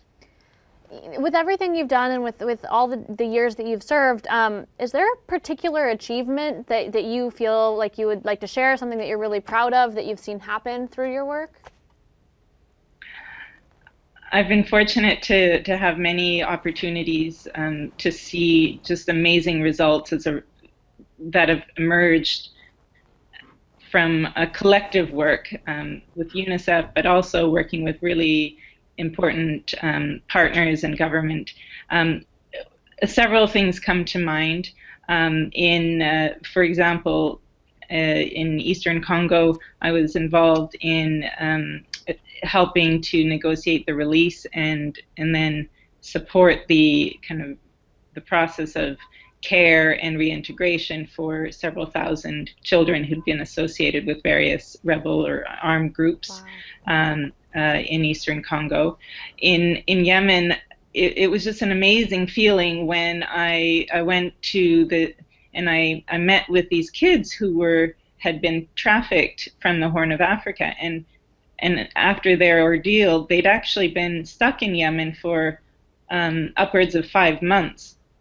Hadn't seen their family, were completely fish out of water, didn't speak the language, didn't feel at all connected, and just desperately wanted to go home. And when we were able to facilitate their return to home, in fact, you should have seen the joy on their faces. It was just so incredibly uplifting, and you could feel their their sorrow and their longing to get home and to be back in their familial environment. And so watching them depart on the bus towards the starting their journey home towards the airport, it was just like gave you shivers almost, because you knew that they were on their path to safety. They had been safe, but to a family reunification. That was just one recent experience. There's something else that, in fact, one piece of the work I've been doing was just put in the New York Times today, and relates to a project that a number of people have been working on, and it's called Rapid FTR, and it's developing a technology that is facilitating the rapid reunification of kids who are separated from their families in emergency, which is a transformative kind of technology in the sense that some of this reunification was taking weeks and months in the past, and now in our test site in Uganda and starting in South Sudan, there are Congolese refugee children who are being reunited in a matter of hours and days as a result of the technology. So making those kind of contributions is just really exciting and just examples of what keeps me going. Wow. That is, I mean, all of that is amazing, but even just this immediate thing that you said came out in the New York Times today, how incredible that we get to use technology for good. That these tools are available to the world, but that we are choosing to use them for good. And that's incredible that response is happening so quickly, that these children, the reunification is happening so immediate. I can't imagine the process before, and without the technology, I don't understand how you guys have been able to even facilitate that. So seeing that this technology is now provided and is available, I'm really excited for you guys, and congratulations that it's here, and that's amazing news. I would love to hear from you. What does World Humanitarian Day mean to you? Well, it's funny because let's say 364 days of the year, humanitarians are all about serving others, and even 365 days, of course. But our focus is on others in need, and particularly the most vulnerable, those who are discriminated, excluded, and marginalized in society. And today is the one day where we can take a pause and also and recall, just reflect on the work done, particularly by frontline aid workers, members of civil society, local NGOs, international NGOs, and other UN humanitarians who are sacrificing their lives. They're doing really remarkable work in many cases, and it's just honoring that work in a nice way, and taking a pause to remember it.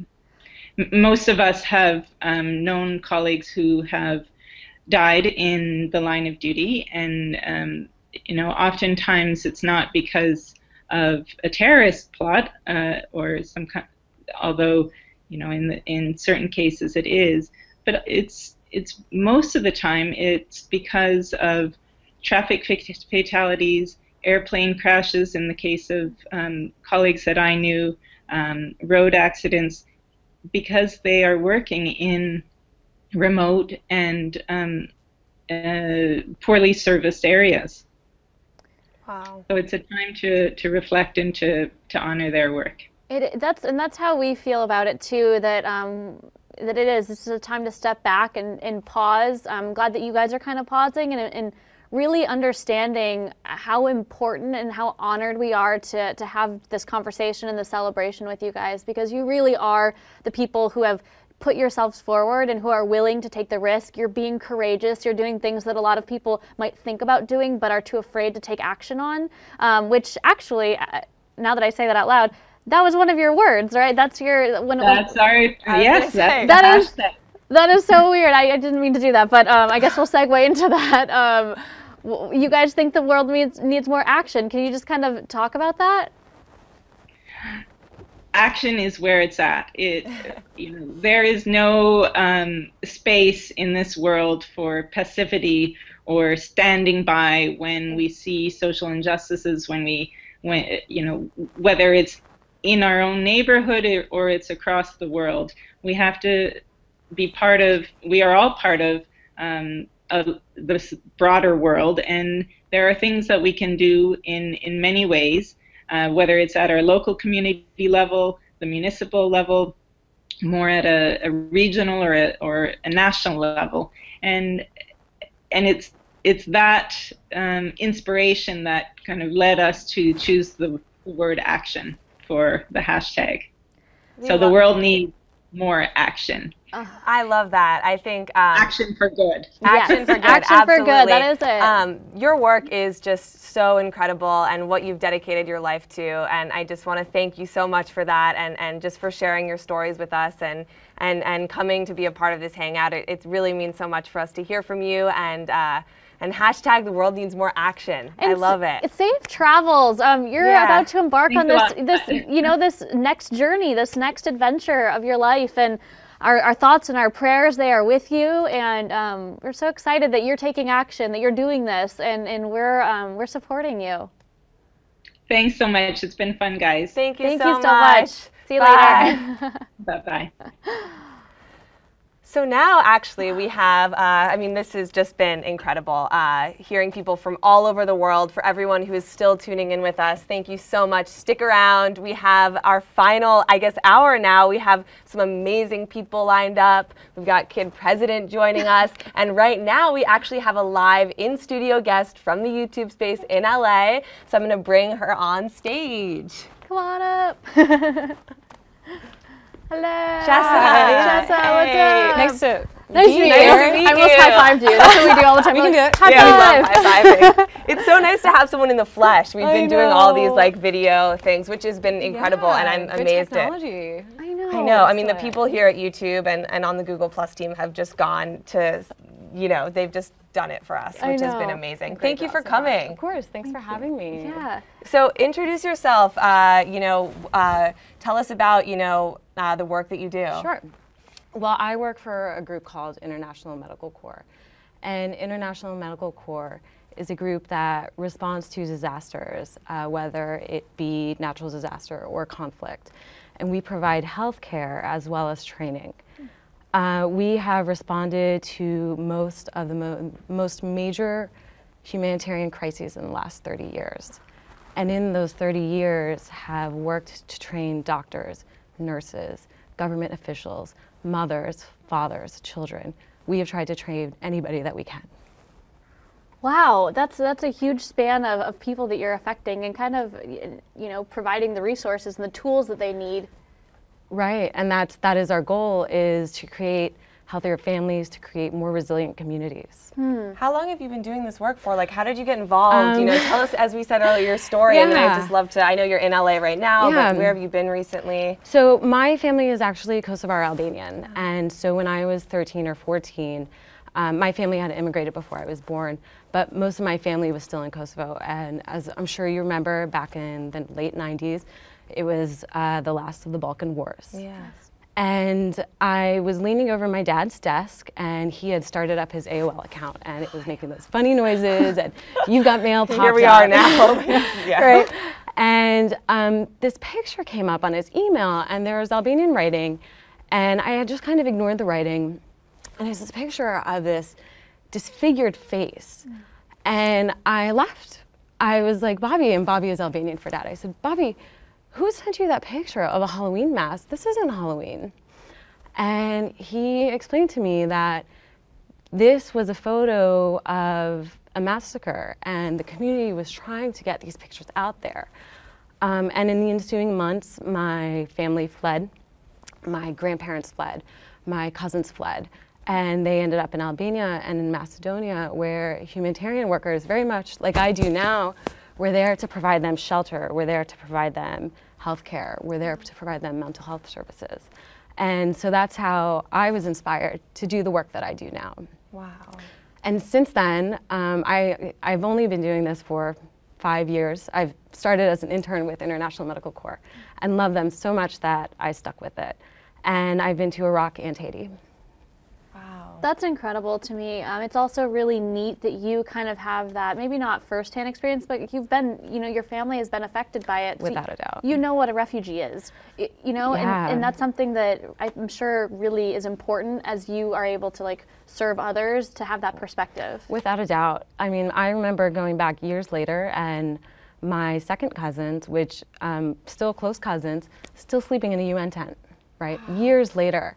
And so to go into these areas and know exactly what it's like for people to suffer and how they can continue to suffer is so inspiring. Yeah. Wow. So you work with a medical organization. Yes. Does that mean that you are like a skilled nurse, or no? How does that work? No, like, actually, what is the role? I'd like to think that I am, but no, I'm not. We do a lot of health work, mostly health work, but it's mostly training.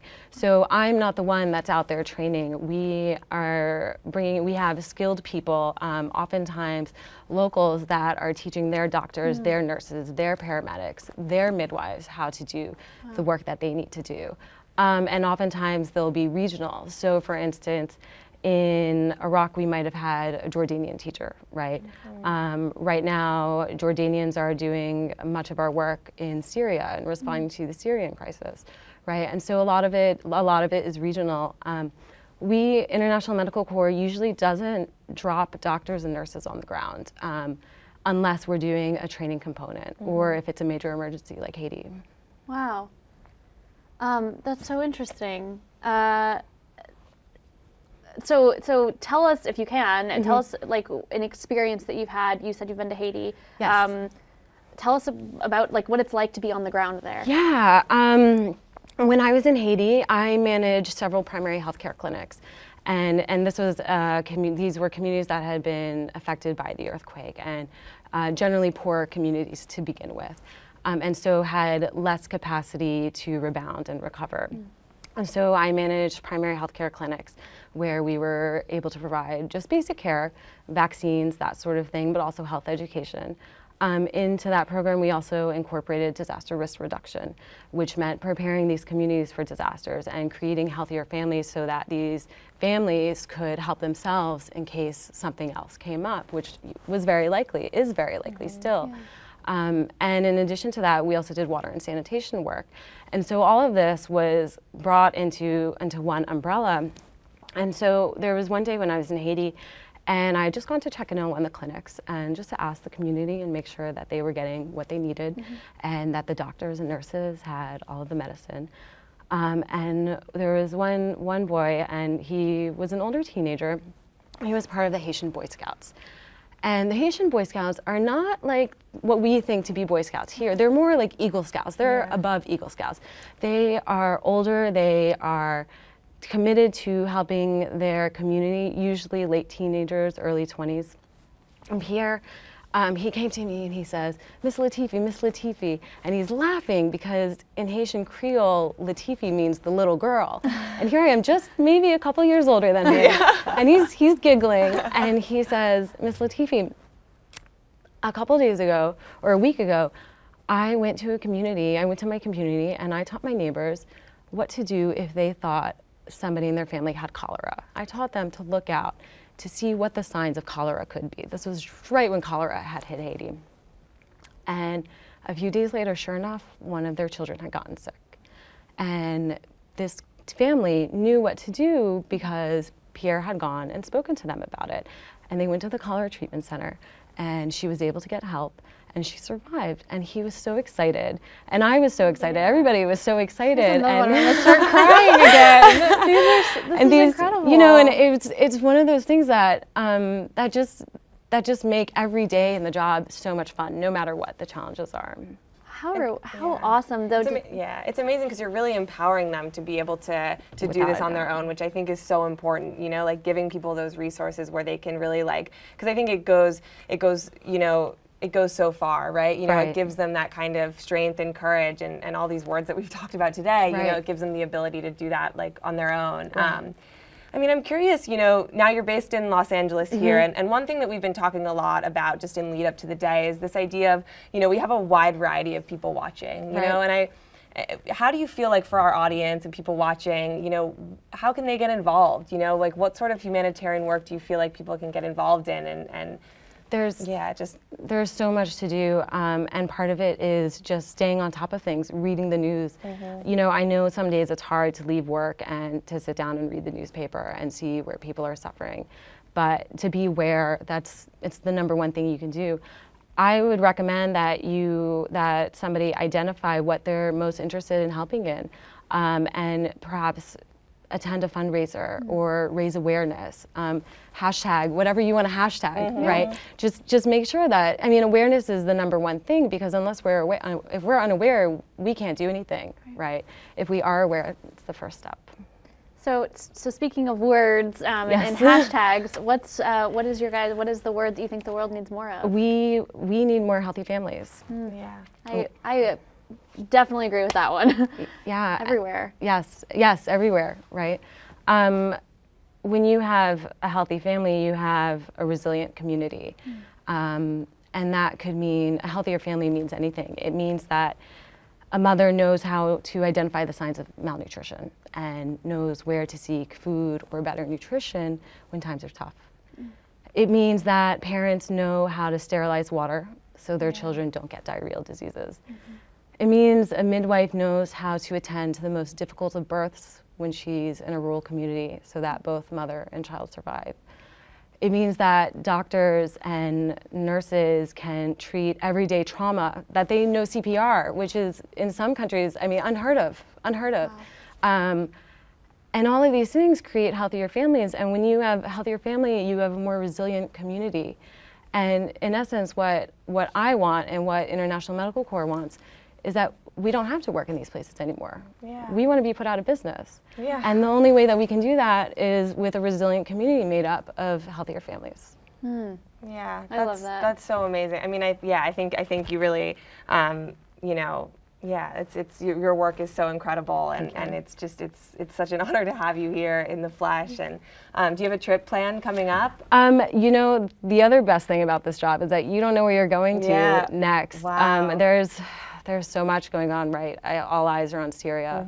All eyes are on Egypt. All eyes are on Somalia, the DRC. There's so many places. And probably the most fun part is you don't know where you're going next. It's always an adventure. How big a team are you here in LA? We have probably around 50 or 60 here. And there's a lot of support staff, right? The people that are behind the scenes that do everything from book our plane tickets to make sure that we're following all of the rules in our contracts, right? And they're humanitarians too, right? They might not be out in the field, but every day they are working for these vulnerable communities all across the world. You know, I'm curious, you're going into all these different areas, and the people obviously know that they need support. How do they receive you, though? It depends. I know that one of the other guests had also mentioned with refugees that it can be mixed. I think that the most important part in making sure that you are welcome is working with the communities. You know, you can't just cowboy in there and set up a clinic in a corner and assume that everything's going to work out, right? You have to go in, you have to talk to the community members, you have to talk to community leaders, you have to talk with the government when possible, and you have to make sure that everything is in their best interests. Do you guys ever find challenges when you have to go through government? And I know you guys respond to immediate needs, like there must be a bit of a process. Right, there is definitely in certain parts, especially if there's any type of conflict or contention involved. As a humanitarian organization, we are always impartial, right? And we will provide care to whomever needs it. That's awesome. Hashtag the world needs more healthy families. Thank you so much. It's so awesome to hear your story and to hear your inspiration of becoming a humanitarian worker and just, you know, the work that you're doing around the world. And it's such an honor to have you here. Thank you so much. Thank you so much. Thank you. Thanks for coming in and joining us. Yeah, of course. Do you like our map? I love it. It's so sparkly. Yeah, we wanted I saw to the bring glitter over there. Yeah, we wanted to bring some SoulPancake love to the map, and we've been posting up the different words from around the world. So I think we need to add your healthy family. Yes, I think so too. Let's add it. Let's add it. For sure. The world needs more healthy families. All right.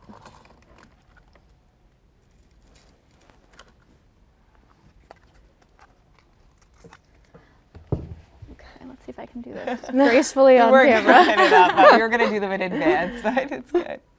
Right here in sunny California. Yeah. You know, we're a hub for a lot of things. Yeah. Thank you so much for coming in and you know, hang out. We'll see you after. Thank you so much. Thank you. Awesome. That was incredible. Yeah. I love that, like, you know, we're talking to people all over the world, but there's people right here in our backyard that are serving the world and doing amazing things. And it really puts this whole day like in a new perspective again, you know, given the fact that we've talked to people from all over the world.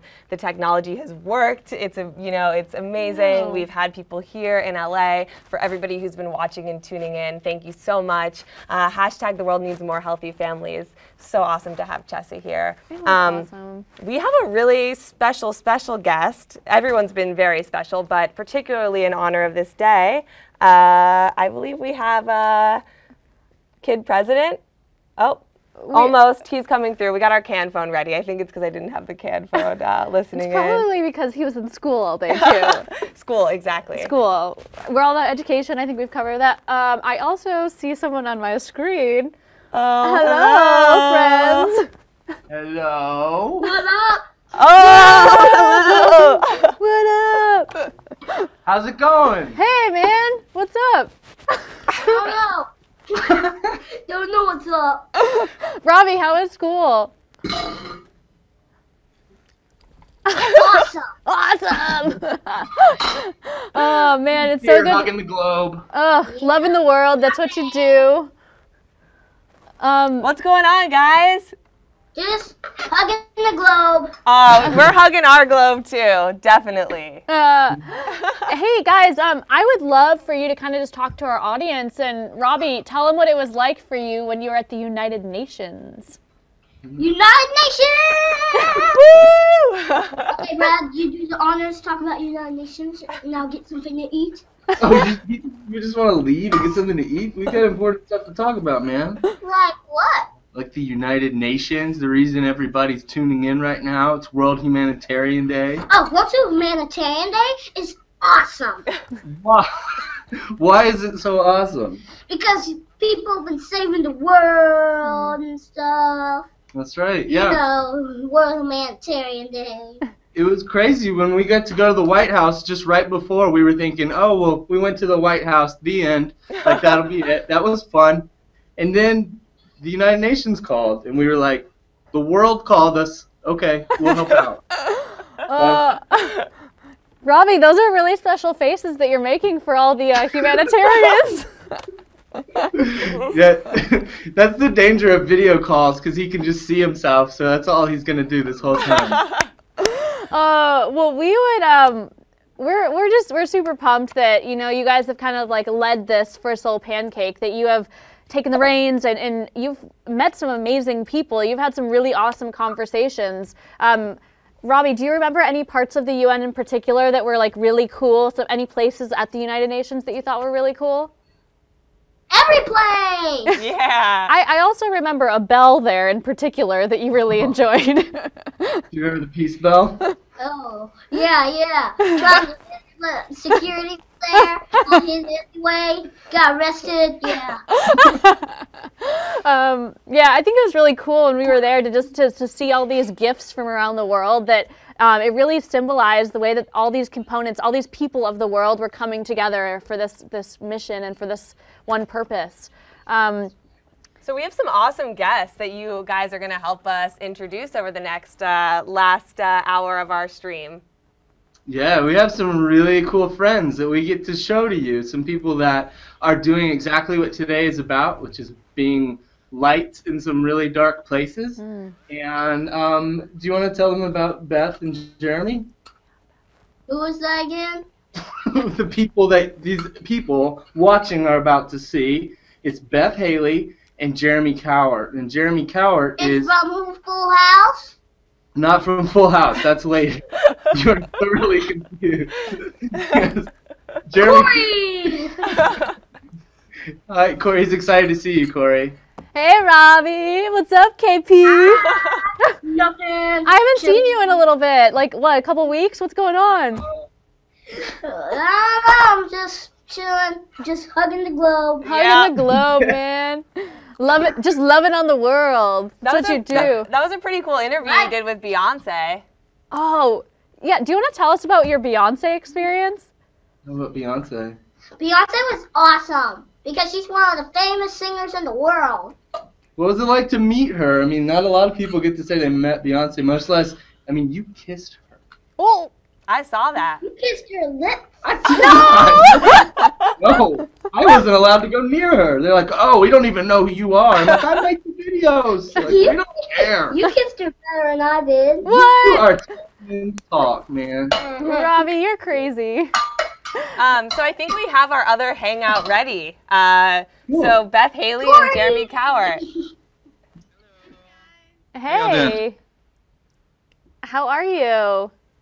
Great. We're doing awesome. How are y'all doing? Awesome. We would love for you guys to kind of just introduce yourselves, tell our audience about what you guys do. Sure. So I'm Bethany Haley, and I run an organization called Exile International, and we do art therapy and trauma work to former child soldiers and war-affected children in Congo and Uganda. Wow. And I am Jeremy Cowart. I am a photographer. I shoot a lot of entertainment and celebrities, and I also founded a nonprofit called Help Portrait, where we give photography and portraits to people in need around the world. That's so cool to see the arts be your focus, because that's something that we are passionate about at SoulPancake, and art and creativity, and it's really cool that that's what you guys are pouring out to the world. Can I ask how you guys got started with that? Like, what inspired that work? Yeah, so about 5 years ago, I went to Congo, actually, and I met child soldiers for the first time. I'm a psychologist, and so I went there to do a trauma training workshop, and then met children who had been just severely traumatized to the point that they couldn't speak.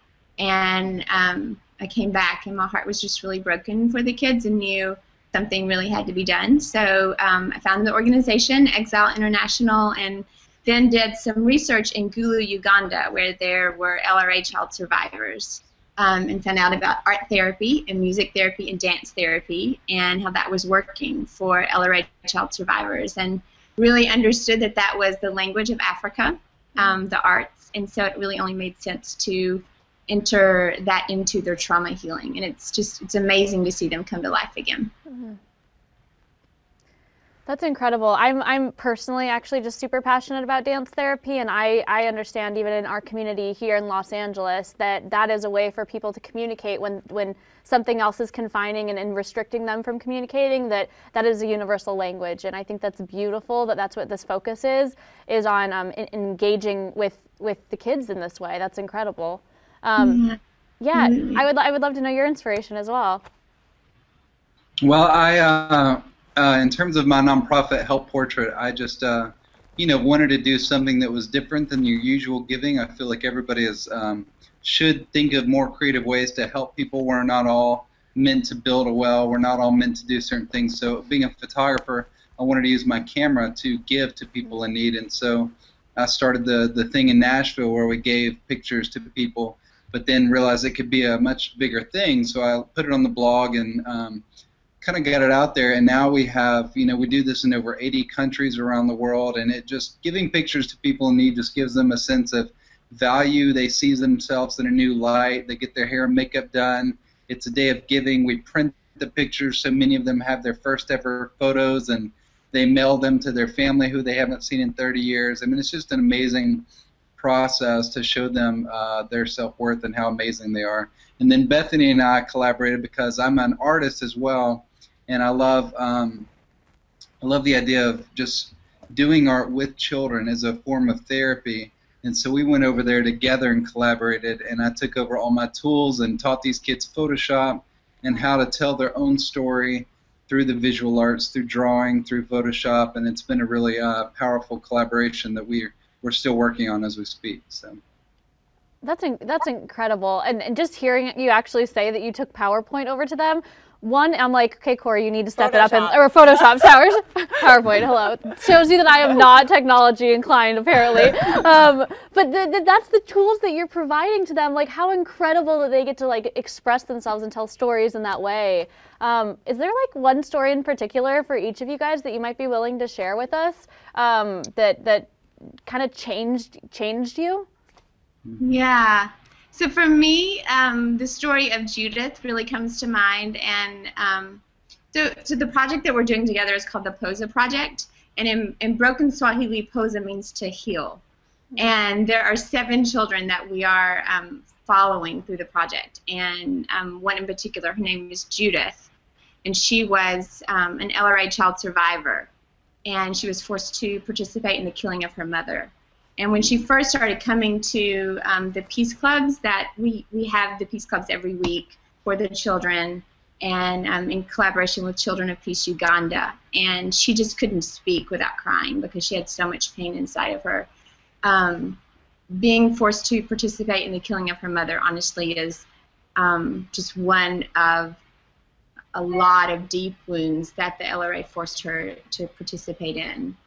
So we actually followed her back to her village, and she took us. She was so brave. She told her story, and she took us back to the hut where she was forced to participate in the killing of her mother, and told her story there. And so we were there, and the cameras were there. And so after the cameras left, we talked about her being able to let go of that guilt. And so she had a moment of really just being able to let go of the guilt that she had inside of her. And she even said a prayer to God that first she thanked God for her mother. She said, I thank you, God, for my beautiful mother. And then she asked forgiveness for really what a child should never have to ask forgiveness for. And then on the way back, she just sang. So you could see this release that came over her, and it was a process of her verbally being able to tell her story, but then also through art and dance and expression, getting that out of her heart. So her dream is to become a psychiatric doctor so that she can help other children who've also gone through the same trauma that she's gone through. Oh, that's a beautiful story. Jeremy, you may have a story. Yeah. We'd love to. Yeah. I was just saying that's a beautiful story. I mean, it's shocking to hear that's the reality of what these kids are going through, that is a common practice for them, to have to experience that type of pain, but also the beauty that comes from releasing it and removing guilt and forgiving and asking for forgiveness.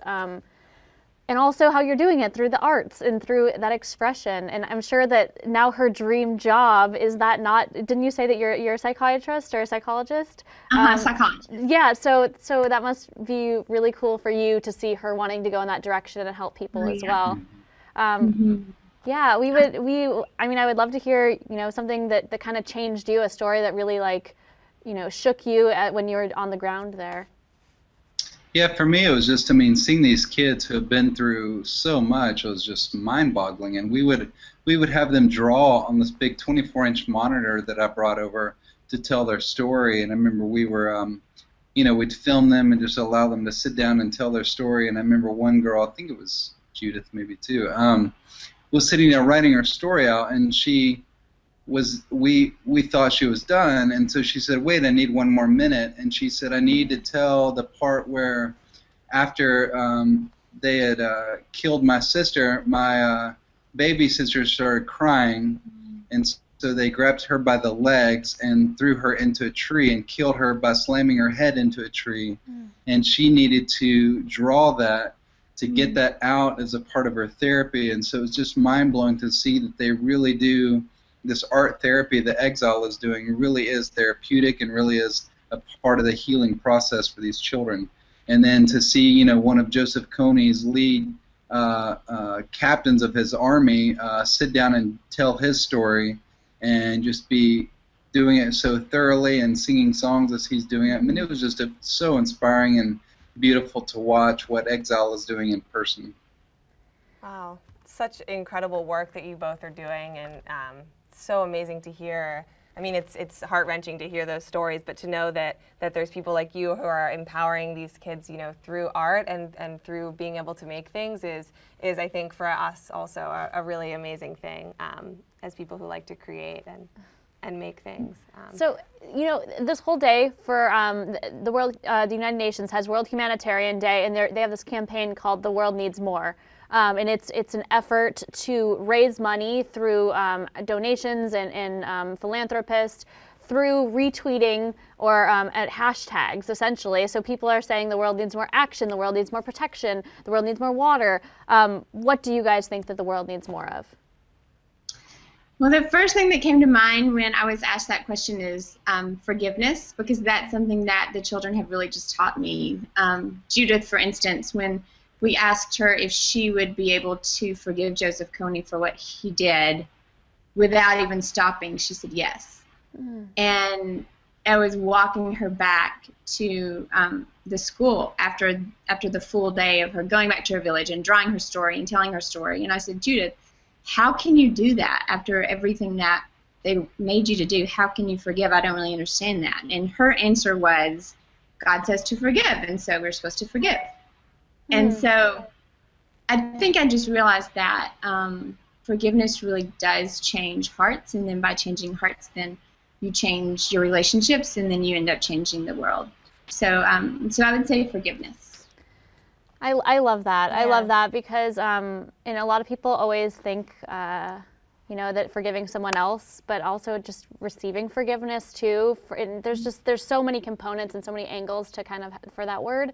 I think that's really beautiful, and that's so beautiful that she saw that immediately, that she couldn't move on without that. That she needed to forgive him, and that holding, like, harboring resentment and all of that, and was not going to help anything, and that I just think that's an awesome one.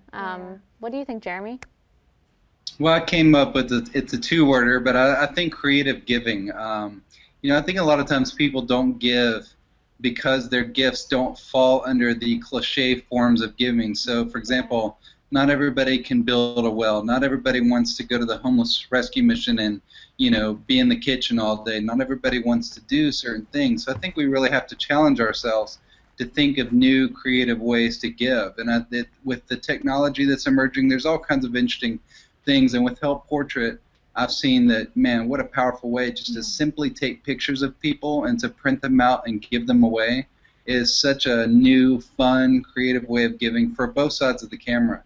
And to see what we've been doing with the kids in Uganda doing art therapy, I mean, it's totally out of the box. It's a whole different way, you know, to take computers over there, to teach them Photoshop, to tell them how to teach them how to tell their stories through the you know, technology and Photoshop has been really amazing. So I think people just need to think how harder and just about what are new ways I can give. What are my gifts, and how can I use my gifts to change the world versus doing something that I'm not very good at, you know. So I think creative giving is my addition.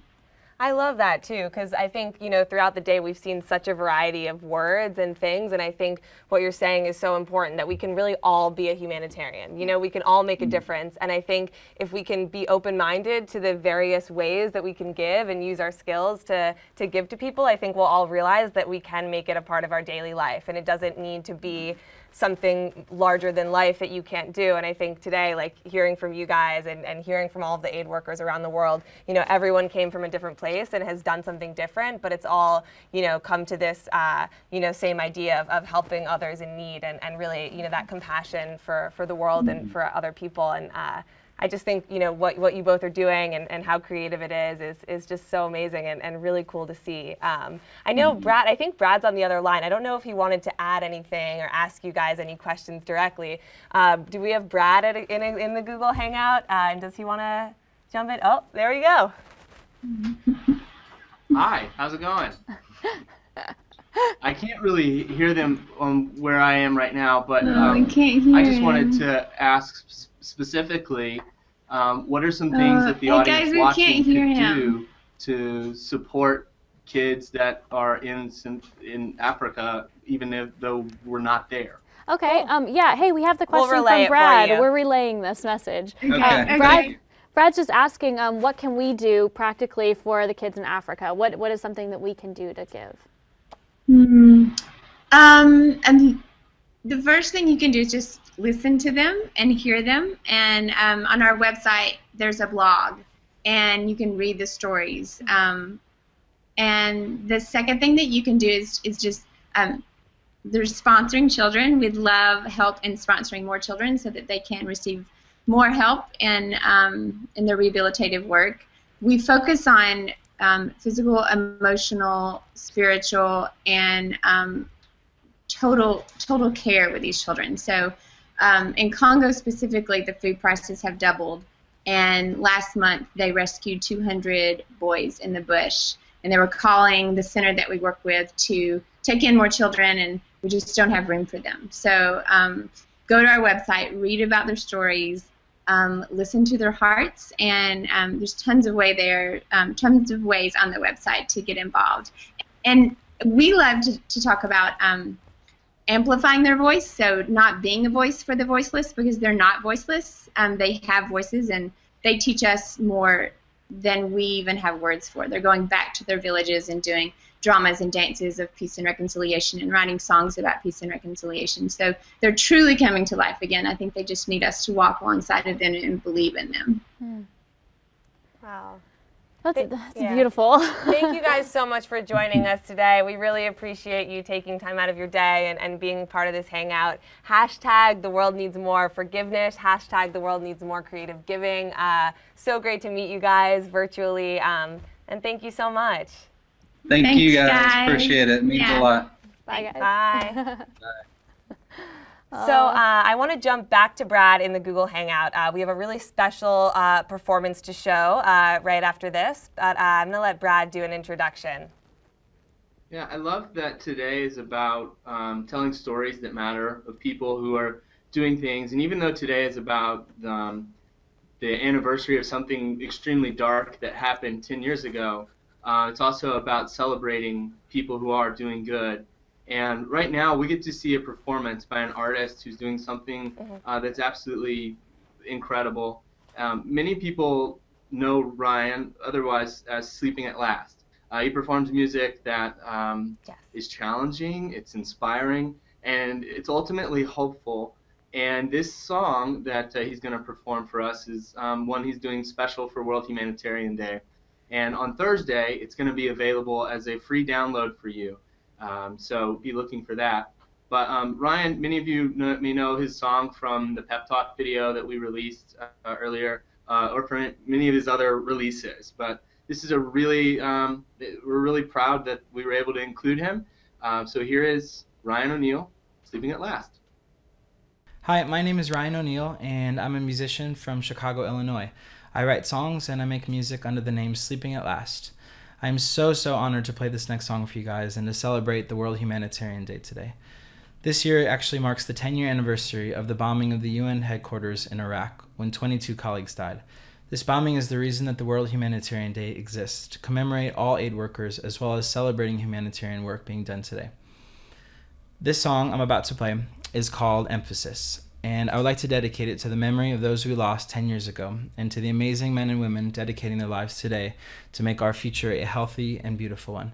Thank you so much for listening. I hope you enjoy this song.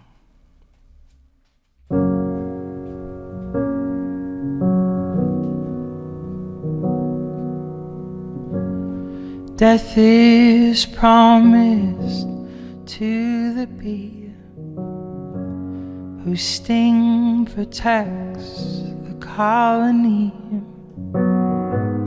Was its life worth nothing more than honey for the queen?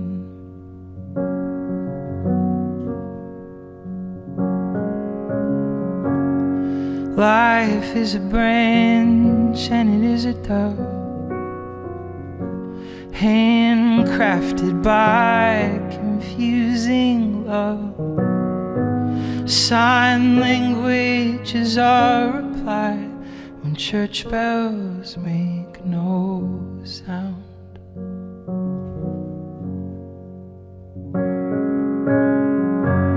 And hollow towers and empty hives, we crave sweetness with a fear of heights. Was it all just a grain of sand in an hourglass?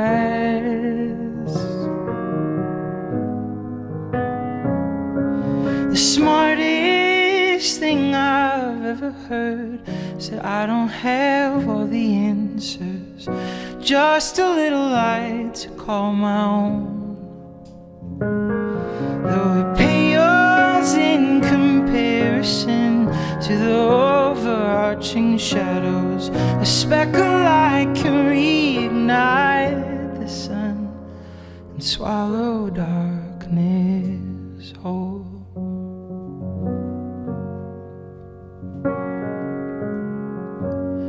Death is a cold, blindfolded kiss. It is a finger pressed upon our lips. It puts an unwanted emphasis on how we should have lived.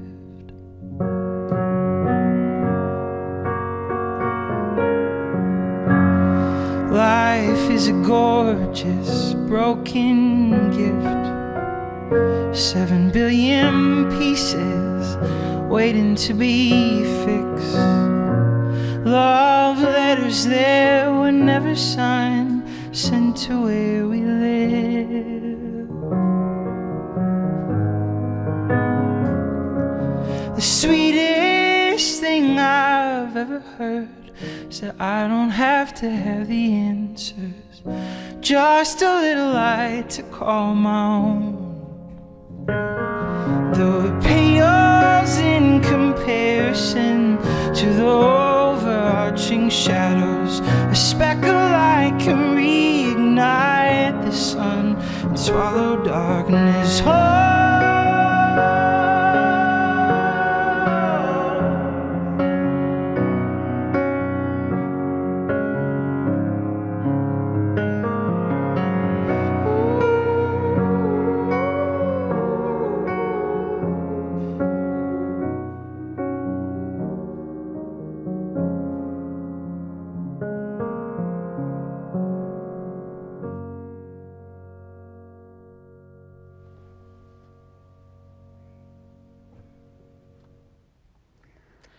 Wow. That was beautiful. Rainn is such a talented artist, and we're so grateful that he recorded that song for us. And as Brad mentioned, it's going to be available for download on Thursday with the new Kid President episode. Rainn is just an incredible guy. We're actually going to have a conversation with him again that was recorded later on in the Hangout that you can continue to watch for. But Rainn's work and just everything that he does is so amazing, and we're so happy to have him a part of the SoulPancake family. We are. We're so happy. He's been part of this big adventure. One of his songs was, the main song in the pep talk. So he's been very much present in all of this adventure for us. I want to. Yeah, just like this day has been incredible, and I think we've heard some really. Heart-wrenching, I think, is the word that we keep going back to, but some heart-wrenching stories and some incredible stories, and we've met people who have dedicated their lives to doing such incredible work. And I know for me it's been so educational in terms of just hearing these different words and really thinking about the different levels of humanitarian work and what we can all do to make a difference. Awareness, compassion, education, these are all such important things that I think mean something so specific for these aid workers, but also, for us in our daily lives. But I think, we also really want this to be a celebration, and we have a couple more, really great guests coming on and performances to include, because we want to celebrate the work that's being done and celebrate, all the amazing humanitarians out there. I would love to well, I'm getting excited. Yeah. I'm getting really excited. I'm not gonna lie. I'm getting really excited right now about some special friends that will be joining us.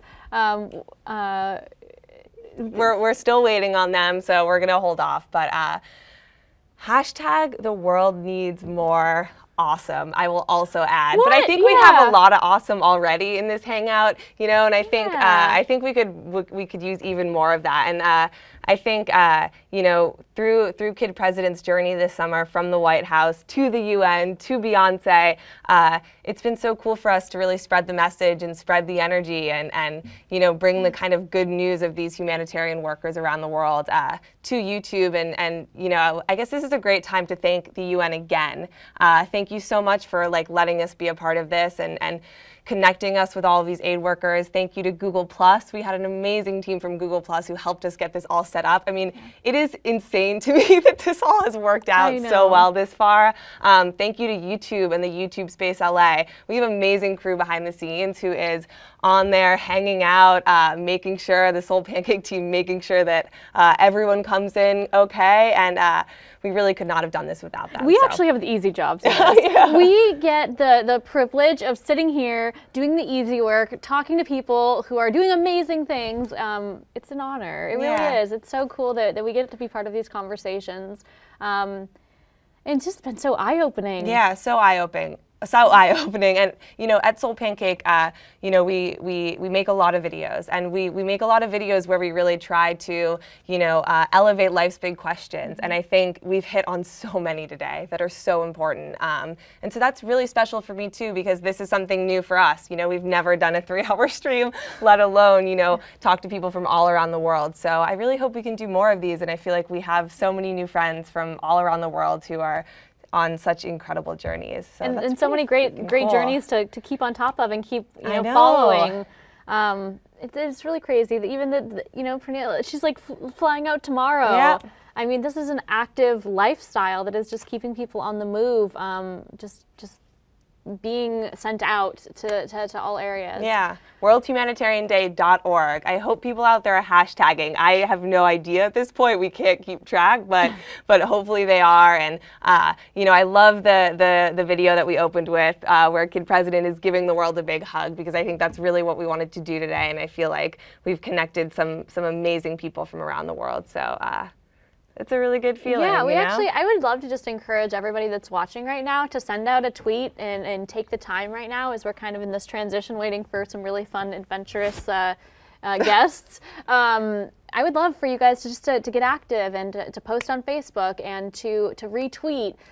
We've heard a lot of words today, like if it's protection that you most resonate with, tweet protection. Hashtag the world needs more, hashtag protection.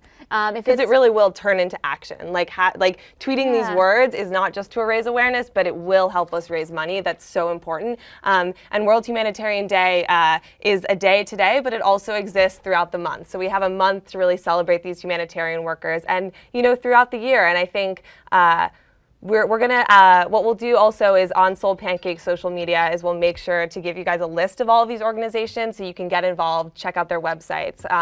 UNICEF, CARE, Exile, they're all amazing. They're all places that you can get involved with. And there's a lot of resources out there with technology and with the internet to find ways to get involved.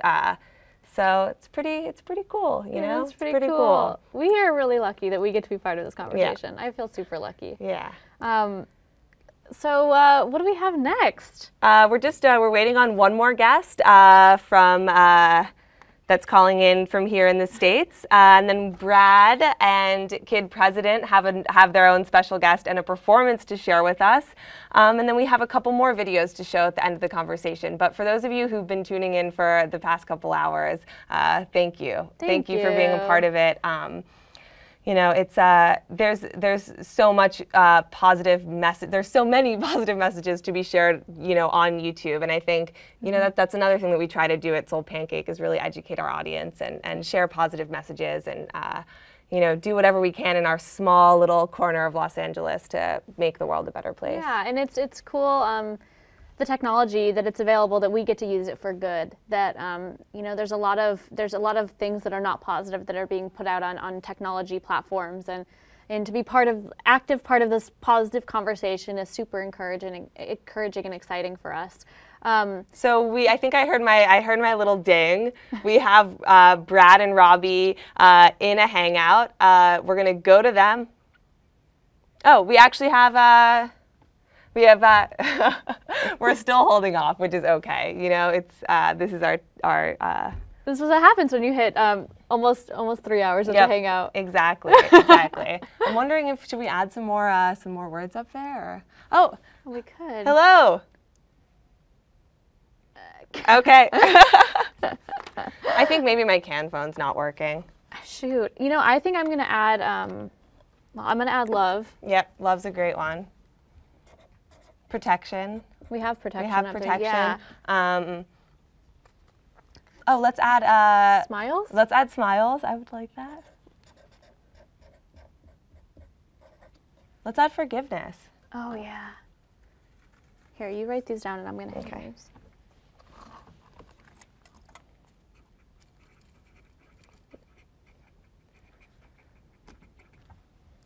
So we're also going to see who's been dialing in for us.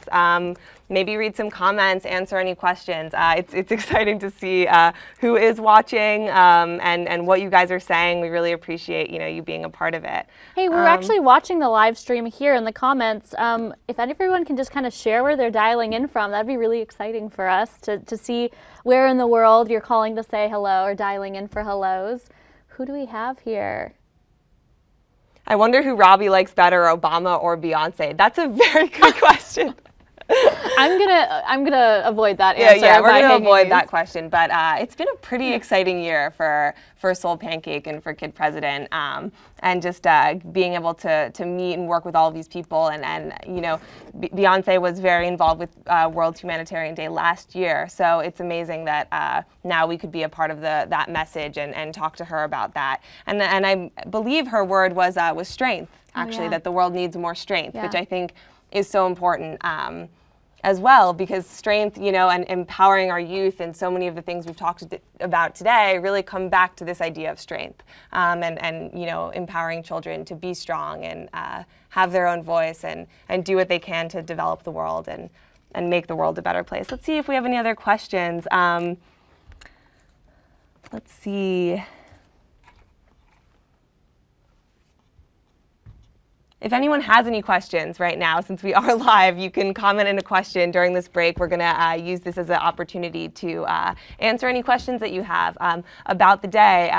If you have any comments to share, if you want to share a word with us and how you feel about that, let us know, and we'll share it with the world and hopefully really get it retweeted, hashtagged. Hey, I see Aaron Levin here. It says, thank you, Rainn. Education is where my heart is too, hence making a film on the African Children's Choir. They support the kids through college. So grateful for people like you. Aaron, we are actually so grateful for people like you, people that are participating in this conversation, and also the fact that you are part of the African Children's Choir filmmaking. That is incredible. Yeah. It was such a privilege to have them perform for us on air. Such good dancers, such good performers, there was just so much energy. Joy. There was so much joy just pouring out of these kids. It was beautiful to see, and the fact that you guys have a film coming out, I know we will definitely be promoting it on our social networks. We're just excited to have dialogue with you and to be part of sending out this message to the world. What other great? I'm sure there's some other awesome. So I think we're going to go ahead and introduce our next guest because we were trying to get Brad and Tim in the Hangout, but we're going to bring him on because he's there with us. Dave Coulier, welcome to our World Humanitarian Day live stream. Thank you so much for joining us. Well, thank you for having me. What's up, man? Where are you calling us from? I'm here in Los Angeles. I think I see somebody I know over on my screen. I think so too. And somebody's wearing like funny hats and glasses. I don't know who let those goofballs into the Hangout. I think I know why. I think I know why they have crazy kooky stuff on, because it's my brother John Stamos' birthday today. Happy birthday, John! Happy birthday! So it's Stamos Day. So we're celebrating Stamos Day, and we've been doing some stuff with DoSomething.org, where we've been making, there it is, happy birthday, John Stamos. I can't hear you guys, but those are great outfits. So we've been making birthday cards for homeless kids at DoSomething.org/birthday mail. And so here's the card I made. I don't know if you can see that. Can you see that? Yeah. That's awesome. Someone told me to cut it out. So I cut this heart out for you. Oh, that's awesome. So we did that, and those are going to homeless kids today, and we're celebrating John Stamos' birthday, and that's part of it. Can I ask where are the homeless that you are sending these cards out to? Well, it goes all over, really. I mean, it's all over the United States, so it's a big national campaign, and it's to bring a smile to all those kids that don't have a home to go to. And I think a lot of people really forget that kids who are homeless, they don't really have a place to go and change for school. They aren't getting, regular lunches unless it's at a school program. They don't have a place to go and, sit back and kick back and watch TV or play video games or even, have a hot meal at their dinner table. So, I mean, it's a problem that we have in this country, and it's one way to kind of chip in and help address that problem. That's very true, that these kids, we forget that not only do they not have homes, but they don't have the normal interactions that we do after school and the normal family environment. They don't sit down for a warm meal together in a private place with their family. Those are really important things that we kind of all take for granted. Is there something that's in particular that got you interested in those people and those kids? Is there something that kind of inspired you to take action in helping these types of kids? Well, I've been involved with a lot of different kids programs. I had my own charity in the Detroit area, and it was called the Coulier Foundation. And for years, we raised money for a lot of different children's organizations. This is kind of charity week for me, the DoSomething.org thing. Here talking with you guys today, and bringing more awareness to humanitarianism around the world. And I'm also doing the Joe Coaster Foundation charity softball game this Saturday. Then Monday in Detroit, I'm doing the Illich charities. So it's a week where I'm trying to give back, and hopefully that sets an example for other people. But I've been in the charity business for a long, long time. It's just I feel really lucky to be able to be in a position where maybe my voice counts for something. So if I can help kids at the same time, hopefully they come out, a little bit better in some way. We love that. Yeah. We love that. And, that's so important. You do have a voice, and it's really awesome that you're using your voice in a positive way, because there's so many other ways that you could be using it, and it's so cool that is something you are making a priority in your life, is to speak out for kids on behalf of kids, and in a way that's going to help better their lives and bring joy to them. So, because usually when I do voices, I have my head. Those are different voice. Oh yeah, that's a different. So you just made my life. Yeah. Just saying. So today, the campaign is #TheWorldNeedsMore. I know we're celebrating a birthday today, but is there a word that you would like, to share with the audience, and we can get some retweets, get some momentum around it? Yeah, the world needs more blank. You fill in the blank. Well, the world needs more people cutting it out, and what that means is you can cut out hunger. You can help cut out the poor. You can help cut out homelessness. So I'm going with cut it out, just because for me it's really easy to remember. People will associate with me. Cut it out. So if we can cut out some of the negatives in the world today, I think we can make it just a little bit of a happier place. Absolutely. I like that. I love I'll remember to cut it out. Yeah, absolutely. You got it. Yeah, good. Not gonna lie, I've been practicing for years. I just wanted to check in with Brad on the other Google Hangout to see if he wanted to, add in anything directly. I'm not sure if the audio is working, but maybe we could relay a message, or he could, do a. I can see them. Oh, cool. I see them. They're doing a wonderful job. There they are. Hi. Hey. Oh, now I hear you guys. Can you say hi to Dave? Hi! How are you guys? How are you, kid president? Robbie, how are you? I'm great. My goodness, I remember when you were only this tall, and now it seems like you're that tall. Taller. Good to see you again, man. That's what Brad wanted to say. Good to see you too. Hey, it seems like it was so happy birthday to my. That's right. Happy birthday to my buddy John Stamos. He's 50 years old today. That's 50. Woo! Yeah, what we thought was cool is that this was a way for people. Today we're talking about people all over the world, and we thought it'd be cool for, this is something that a kid can do that's living, anywhere in the world. You can help somebody right in your backyard today. So thanks for helping us out, Dave. Oh, heck yeah. I'm happy to be a part of this. I don't have a crazy outfit like you guys. Are those like popcorn glasses? What are those? We went all out for Stamos. You really did. You really did. I hope we can record this so we can send it to John, because he will be impressed with those outfits. Absolutely, we have it recorded. Hi! Dave, thank you so much for joining us today. Thanks for we're having so me. honored to have had you be a part of it, and hashtag cut it out. I got that one, you know, definitely. It's like hashtag cut. Wait, how do you do that? Hashtag cut it out. Yeah, hashtag, exactly. Yeah. Fancy. I'm fancy. Thank you for all you Thank do you so and much. for the sharing your positive voice with everyone. Thanks, you guys, and cut it out. Oh. Take care. Bye. So we're going to jump back to Brad. We have another performance to introduce for you. A very good friend of Brad and Kid Presidents, an amazing guy. Really excited to share this. Thank you. Okay, So bye. we are so excited to include this guy. You want to tell them who they're about to hear from? A guy named Prop. A guy named Prop. That's right. This is our friend Propaganda. He is a man of many words, of good words, and you and him hit it off, right? Yeah.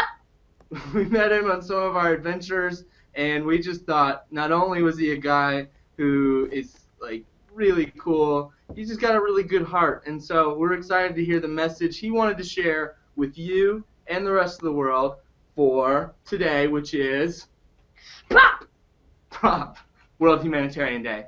Enjoy.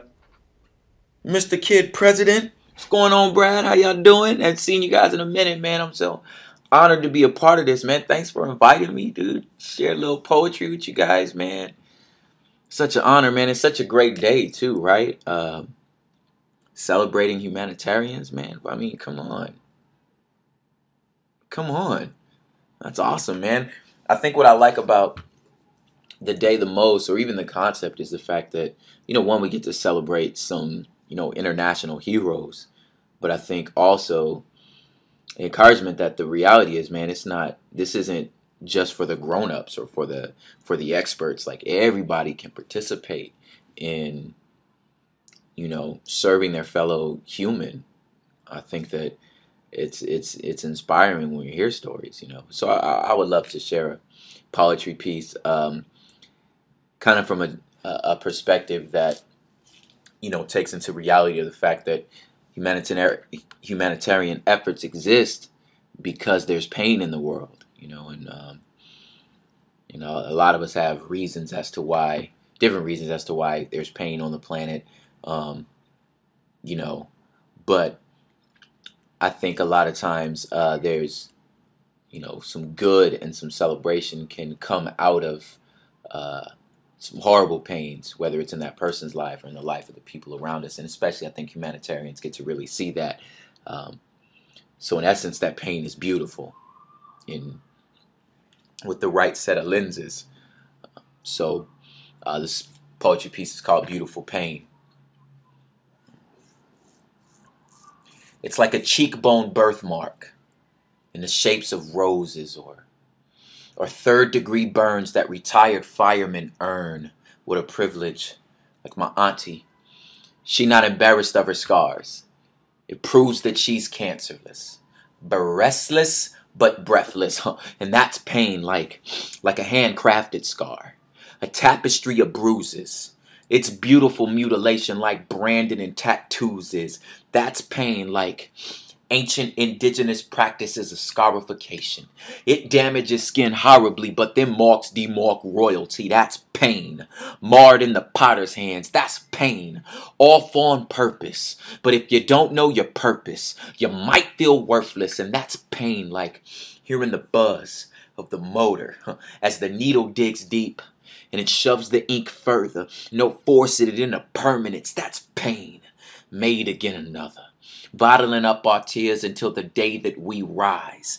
You can toss your arthritis-filled knuckles to the sky. That's pain, but it's beautiful. Like villages before we discovered them, it's beautiful. Like Hail Mary full of grace. Ladies, she was proud of her stretch marks.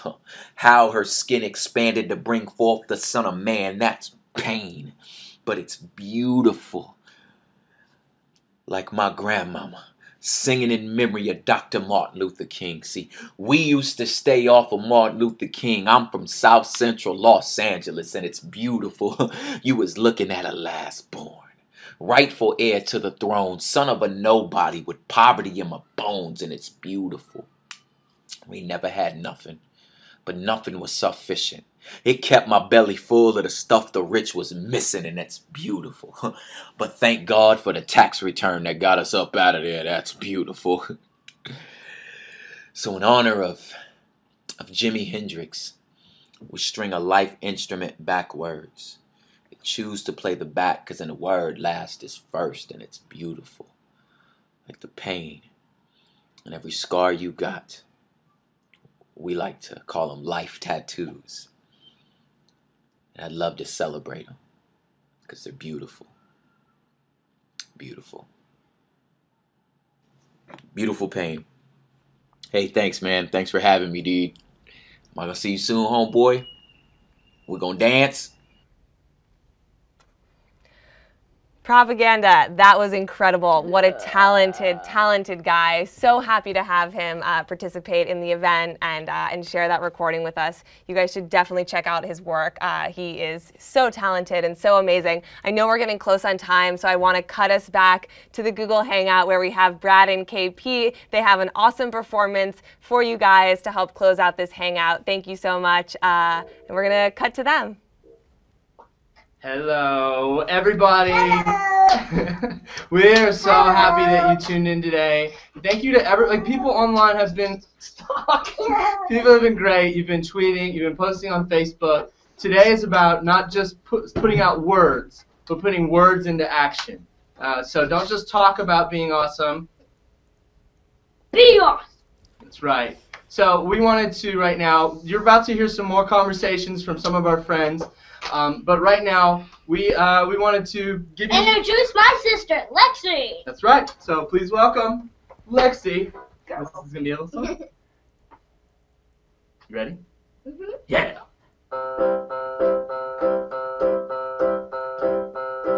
If you ever find yourself stuck in the middle of the sea, I'll sail the world to find you. If you ever find yourself lost in the dark and you can't see, I'll be the light to guide you. Find out what we're made of when we are called to help our friends in need. You can count on me like 1, 2, 3, and I'll be there. 'Cause I know when I need it, I can count on you. Like 4, 3, 2, and you'll be there. 'Cause that's what friends are supposed to do, oh yeah.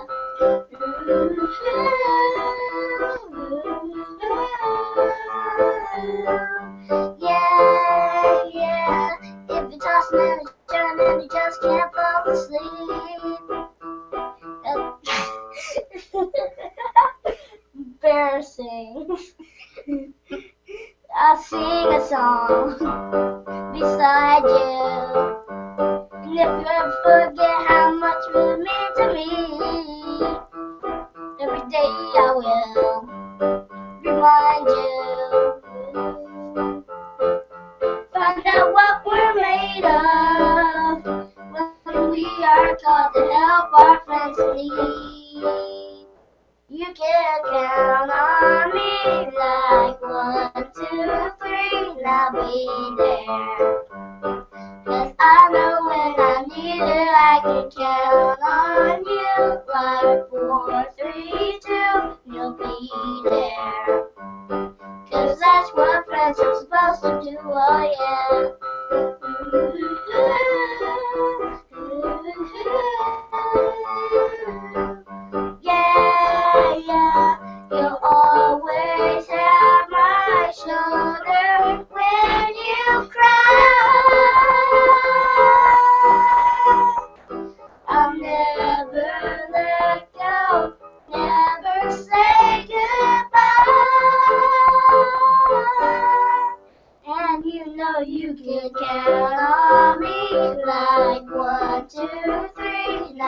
be there. And I know when I need it, I can count on you. Like 4, 3, 2, and you'll be there. 'Cause that's what friends are supposed to do, oh yeah.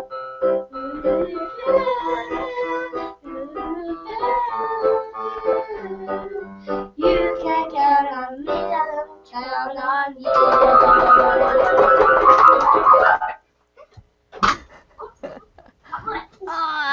You guys are awesome! That was awesome. I wish that you guys could have seen us dancing, because that was so much fun. So incredible. You guys are awesome. So awesome, so talented, such a good way to end the day. Like so much joy and love, and that's really, just exactly where we want to end today. We've been tuning in for 3 hours at this point. We've heard from people from all around the world. I just want to thank you guys so much for tuning in and for watching and participating in this hangout. This is so awesome for us to do. We feel so grateful to everyone. Thank you so much to the UN, to Google+, to YouTube, to all of the aid workers, all the humanitarians all around the world, Brad, Kid President, Lexi, all of our guests. Yeah. Thank you guys. I gotta give the world a big hug. It's been real, guys. It's been amazing. Thank you so much for everybody that's dialed in. It means the world to us. No pun intended. It means the world to us that you guys would spend time with us and be part of this conversation. Today is really a celebration. We are remembering the lives that were lost, but we're also celebrating the people in their hearts that are out there every day serving the world. And this world wouldn't be the place that it is and getting better without all of the love that's being poured into it. So thank you so much for joining us. We have a couple other videos that we're going to roll right after this, of folks who could not join in with us today. We have Rainn O'Neill and Scott Harrison from Charity Water doing a conversation. They couldn't be with us live today, but they have recorded a conversation, so definitely tune in. We're going to make these videos available for you guys on youtube.com/SoulPancake after the hangout, so you can watch in. We also have Mark Slagle and Jeremy Courtney. Thank you all for joining us. Thank you to everyone who helped make this happen. You guys are amazing. The world is awesome. We're just so honored to have been a part of it, and thank you from all of SoulPancake. Thank you. Bye, guys. Bye. Familiar, can you explain Charity Water? I would love to hear the basics, the foundation. Sure.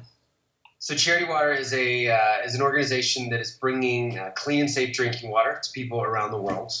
We're after the problem that 800 million people in this world don't have access to clean and safe drinking water. That's something most of us take for granted here. So we work in 20 different countries. We're focused on the rural poor, and we fund a bunch of different water solutions to bring clean drinking water to some of the poorest people in the world. So sometimes that's a well, sometimes it's a spring, sometimes it's a rainwater harvesting system. And in the last 7 years, we've been able to get about 3.5 million people in 8,600 villages clean water. So it's been a wild ride, and really thanks to the generosity of hundreds and hundreds of thousands of supporters around the world. That's incredible. It really is. One of my favorite parts, kind of aspects of Charity Water is it's a very it's a direct, and as a supporter of it, you understand exactly where your money's going and what exactly you're doing with it. Can you explain maybe a little bit more specifics and exactly what you guys are doing on the ground to help people that are in need of water? Sure. Well, you touched on a couple of those key values. One of the unique things about the organization is that we always use 100% of public funds, of donor money, to directly fund these water projects around the world. That's great. And then we prove every project using photos and GPS, so people can actually see where their money went. I feel like a lot of times people think charities are black holes, and they lose that connection after they give. But we're really focused on showing people their impact. So what that actually looks like, there are almost 1,000 people around the world that are employed working on charity water projects, and they're locals. So they are locals leading their communities forward. One example, I've been to Ethiopia 17 times in the last few years, and that's kind of my baby there. Yeah. There are 328 amazing Ethiopian staff that are drilling wells, digging wells, harvesting springs, and bringing their own people access to clean and safe drinking water. And it's kind of amazing. Every time I'm there, I'm blown away by the dedication of these teams. A drilling rig. We've got about 8 drilling rigs in action. Hi, Jeremy. Hey, Mark. How are you, man? Hey, I'm really good. Really good. Thanks for taking some time to chat for a little bit. Yeah, I appreciate it. Thanks.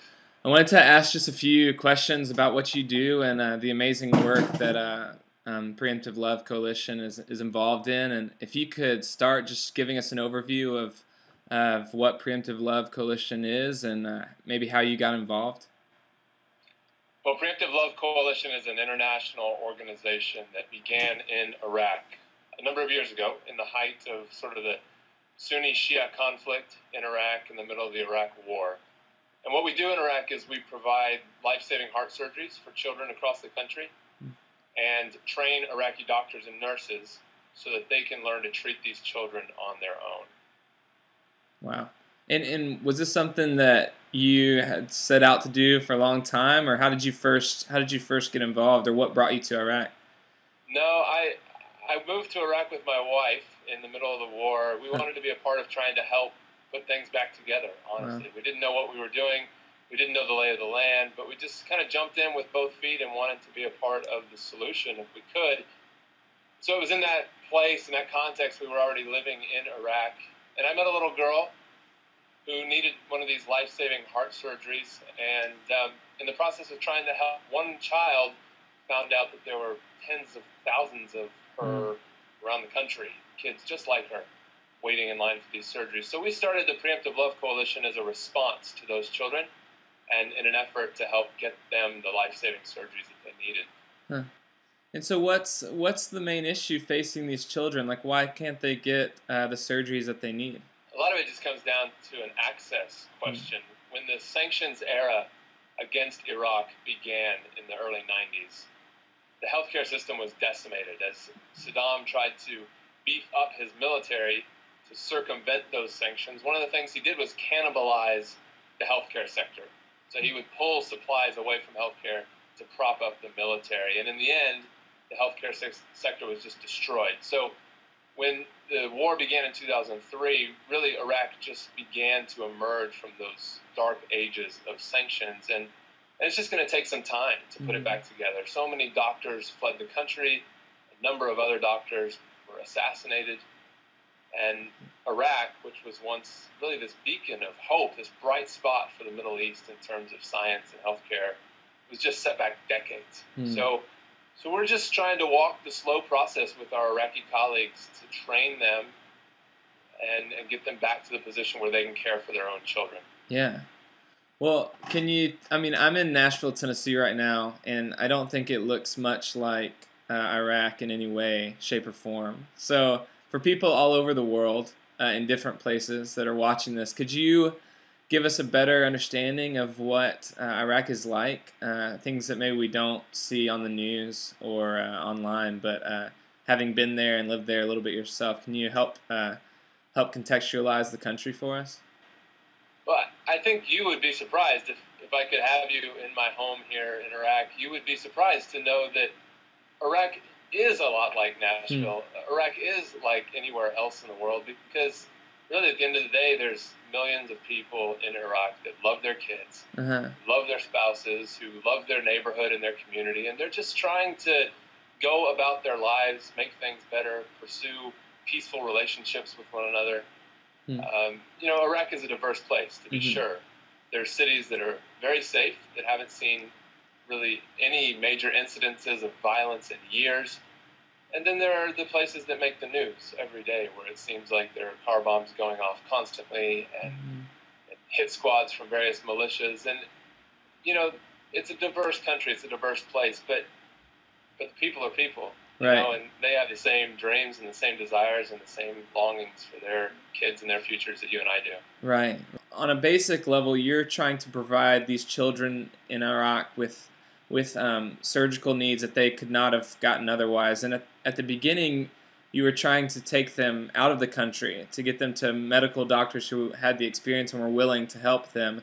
But there was a shift, right, where you focused more so on training the doctors who are already in the country.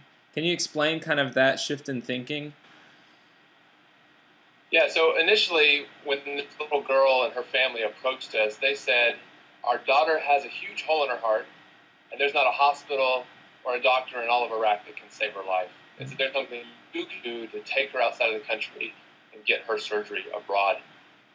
As we explored that, we seemed to learn that they were right. There wasn't a hospital or a doctor that was performing these kinds of heart surgeries at that time. So we were taking kids out to various countries across the world, Jordan, Israel, India, Turkey. And after we did that for some time and spent what for us was an extremely high amount of money to help just a few kids, we looked around Iraq, where all these kids were coming from, where we had friends, and felt really discouraged because we'd helped save the lives of a number of kids, but Iraq, in this one issue, was still exactly the same. We hadn't done anything to really help Iraq itself, you know? So we started working to bring in solutions to the country so that experts abroad could train and create experts inside Iraq so that they could handle this problem. They didn't need to export their problem to others. We needed to start importing solutions to Iraq. Wow. I think that's a beautiful vision of sustainability, you know, that provides for the future, the country.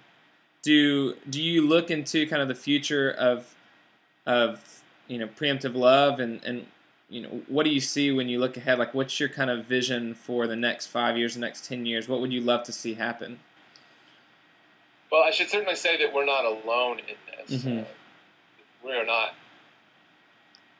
haven't accomplished these things alone. I mean, first of all, the Iraqi people who are behind this initiative, they're the real heroes. They're the ones who are doing the heavy lifting. They're the ones who have to endure so much more than we have to endure to get this to the place where it needs to be. We're facilitators, we're messengers, we're people who help put some things together. But the Iraqi doctors and colleagues and politicians and health professionals across the country are the ones that are really driving this initiative forward in a lot of ways. Also, we have a number of partnerships outside of ourselves that make all this happen. So we've had to bring in medical experts. We're not medical experts. We don't have this kind of capacity as an organization ourselves. We're new. We're people who are just trying to figure out how to make this work, you know. So we've brought in experts from the International Children's Heart Foundation in Memphis, Tennessee. We work with a smaller group out of San Antonio called For Hearts and Souls. And then we have an Iraqi-American organization based out of D.C. named Living Light International that has helped bring all this together. Going forward, we need more of those partners because we're not bringing any of this expertise in-house. We need, as we are receiving requests across Iraq to expand into a number of other kinds of surgical provision for children, we're looking for other partners to help us. So with Living Light International, we're trying to find eye surgery teams, we're trying to find orthopedic surgery teams, we're trying to bring in cancer treatment for children across Iraq, and similar kinds of development work like that. Again, not so we can do a bunch of surgeries and claim that we've done something big, but so that we can train the Iraqi healthcare professionals themselves, because they'll go on to do tens of thousands of more surgeries than we could ever dream of doing alone. I'm in Nashville, Tennessee, and I'm not a heart surgeon, but I am enamored by the work that Preemptive Love is doing. Is there a way for people who aren't there on the ground, but maybe are really, really convicted by the work? Is there a way for us to be involved? Yeah, I mean, we see ourselves operating at a couple of different levels. One is that surgical level of development in Iraq. If you're a healthcare professional watching this, as we expand into all these different spaces, we're going to need your help, you know? So certainly send me an email, jeremy@preemptivelove.org, and let's talk about what services and skills you would have so that you could help us train Iraqis and others across the world so that they can put their countries and their lives back together. But if you're not that healthcare professional, if you haven't gone through all those years of training and developing your expertise, if you're like me and like you, Mark, you know, if you just have a heart for other people and want to be a part of the solution, and we thrive off support from people like you. We thrive off of those $25 a month sponsorships of our work and those people who help buy supplies from us. So I would certainly encourage anyone interested to go to preemptivelove.org and explore our site, help contribute to the work that we're trying to accomplish in Iraq. And then if you don't have money, if you just want to be a part of this conversation about preemptive love, if you are intrigued about what it would mean to love your neighbor better, even though they're very different from you, then I would want you to reach out to us, read the book that we've just put out into the world called Preemptive Love, Pursuing Peace One Heart at a Time. Use the tools to figure out how you can stir up this conversation about loving your neighbor, or loving your enemy, or loving the person you most fear and most disagree with, even if you live in Nashville. Because, I mean, Mark, you know what it's like to have people you disagree with. You don't need to live in Iraq to have enemies. You don't need to live in Iraq to be afraid. And that's really at the heart of what we're trying to do, is trying to stir up that conversation as well. It's more of a message that says, if it can be done in Iraq, amidst all the violence and all the conflict and all the lines that have been drawn in the sand, then preemptive love can transform our marriages and our faith communities and our schools just the same. Yeah. Wow. Hello! We are the African Children's Choir. We travel from Uganda and tour the world. The African Children's Choir educates thousands of children. Education in Africa is not free, so it helps us to be whatever we dream to be. We are going to sing our favorite song. It is called It Takes a Whole Village to Raise a Child. We dedicate this song to the people who are trying to make our world better.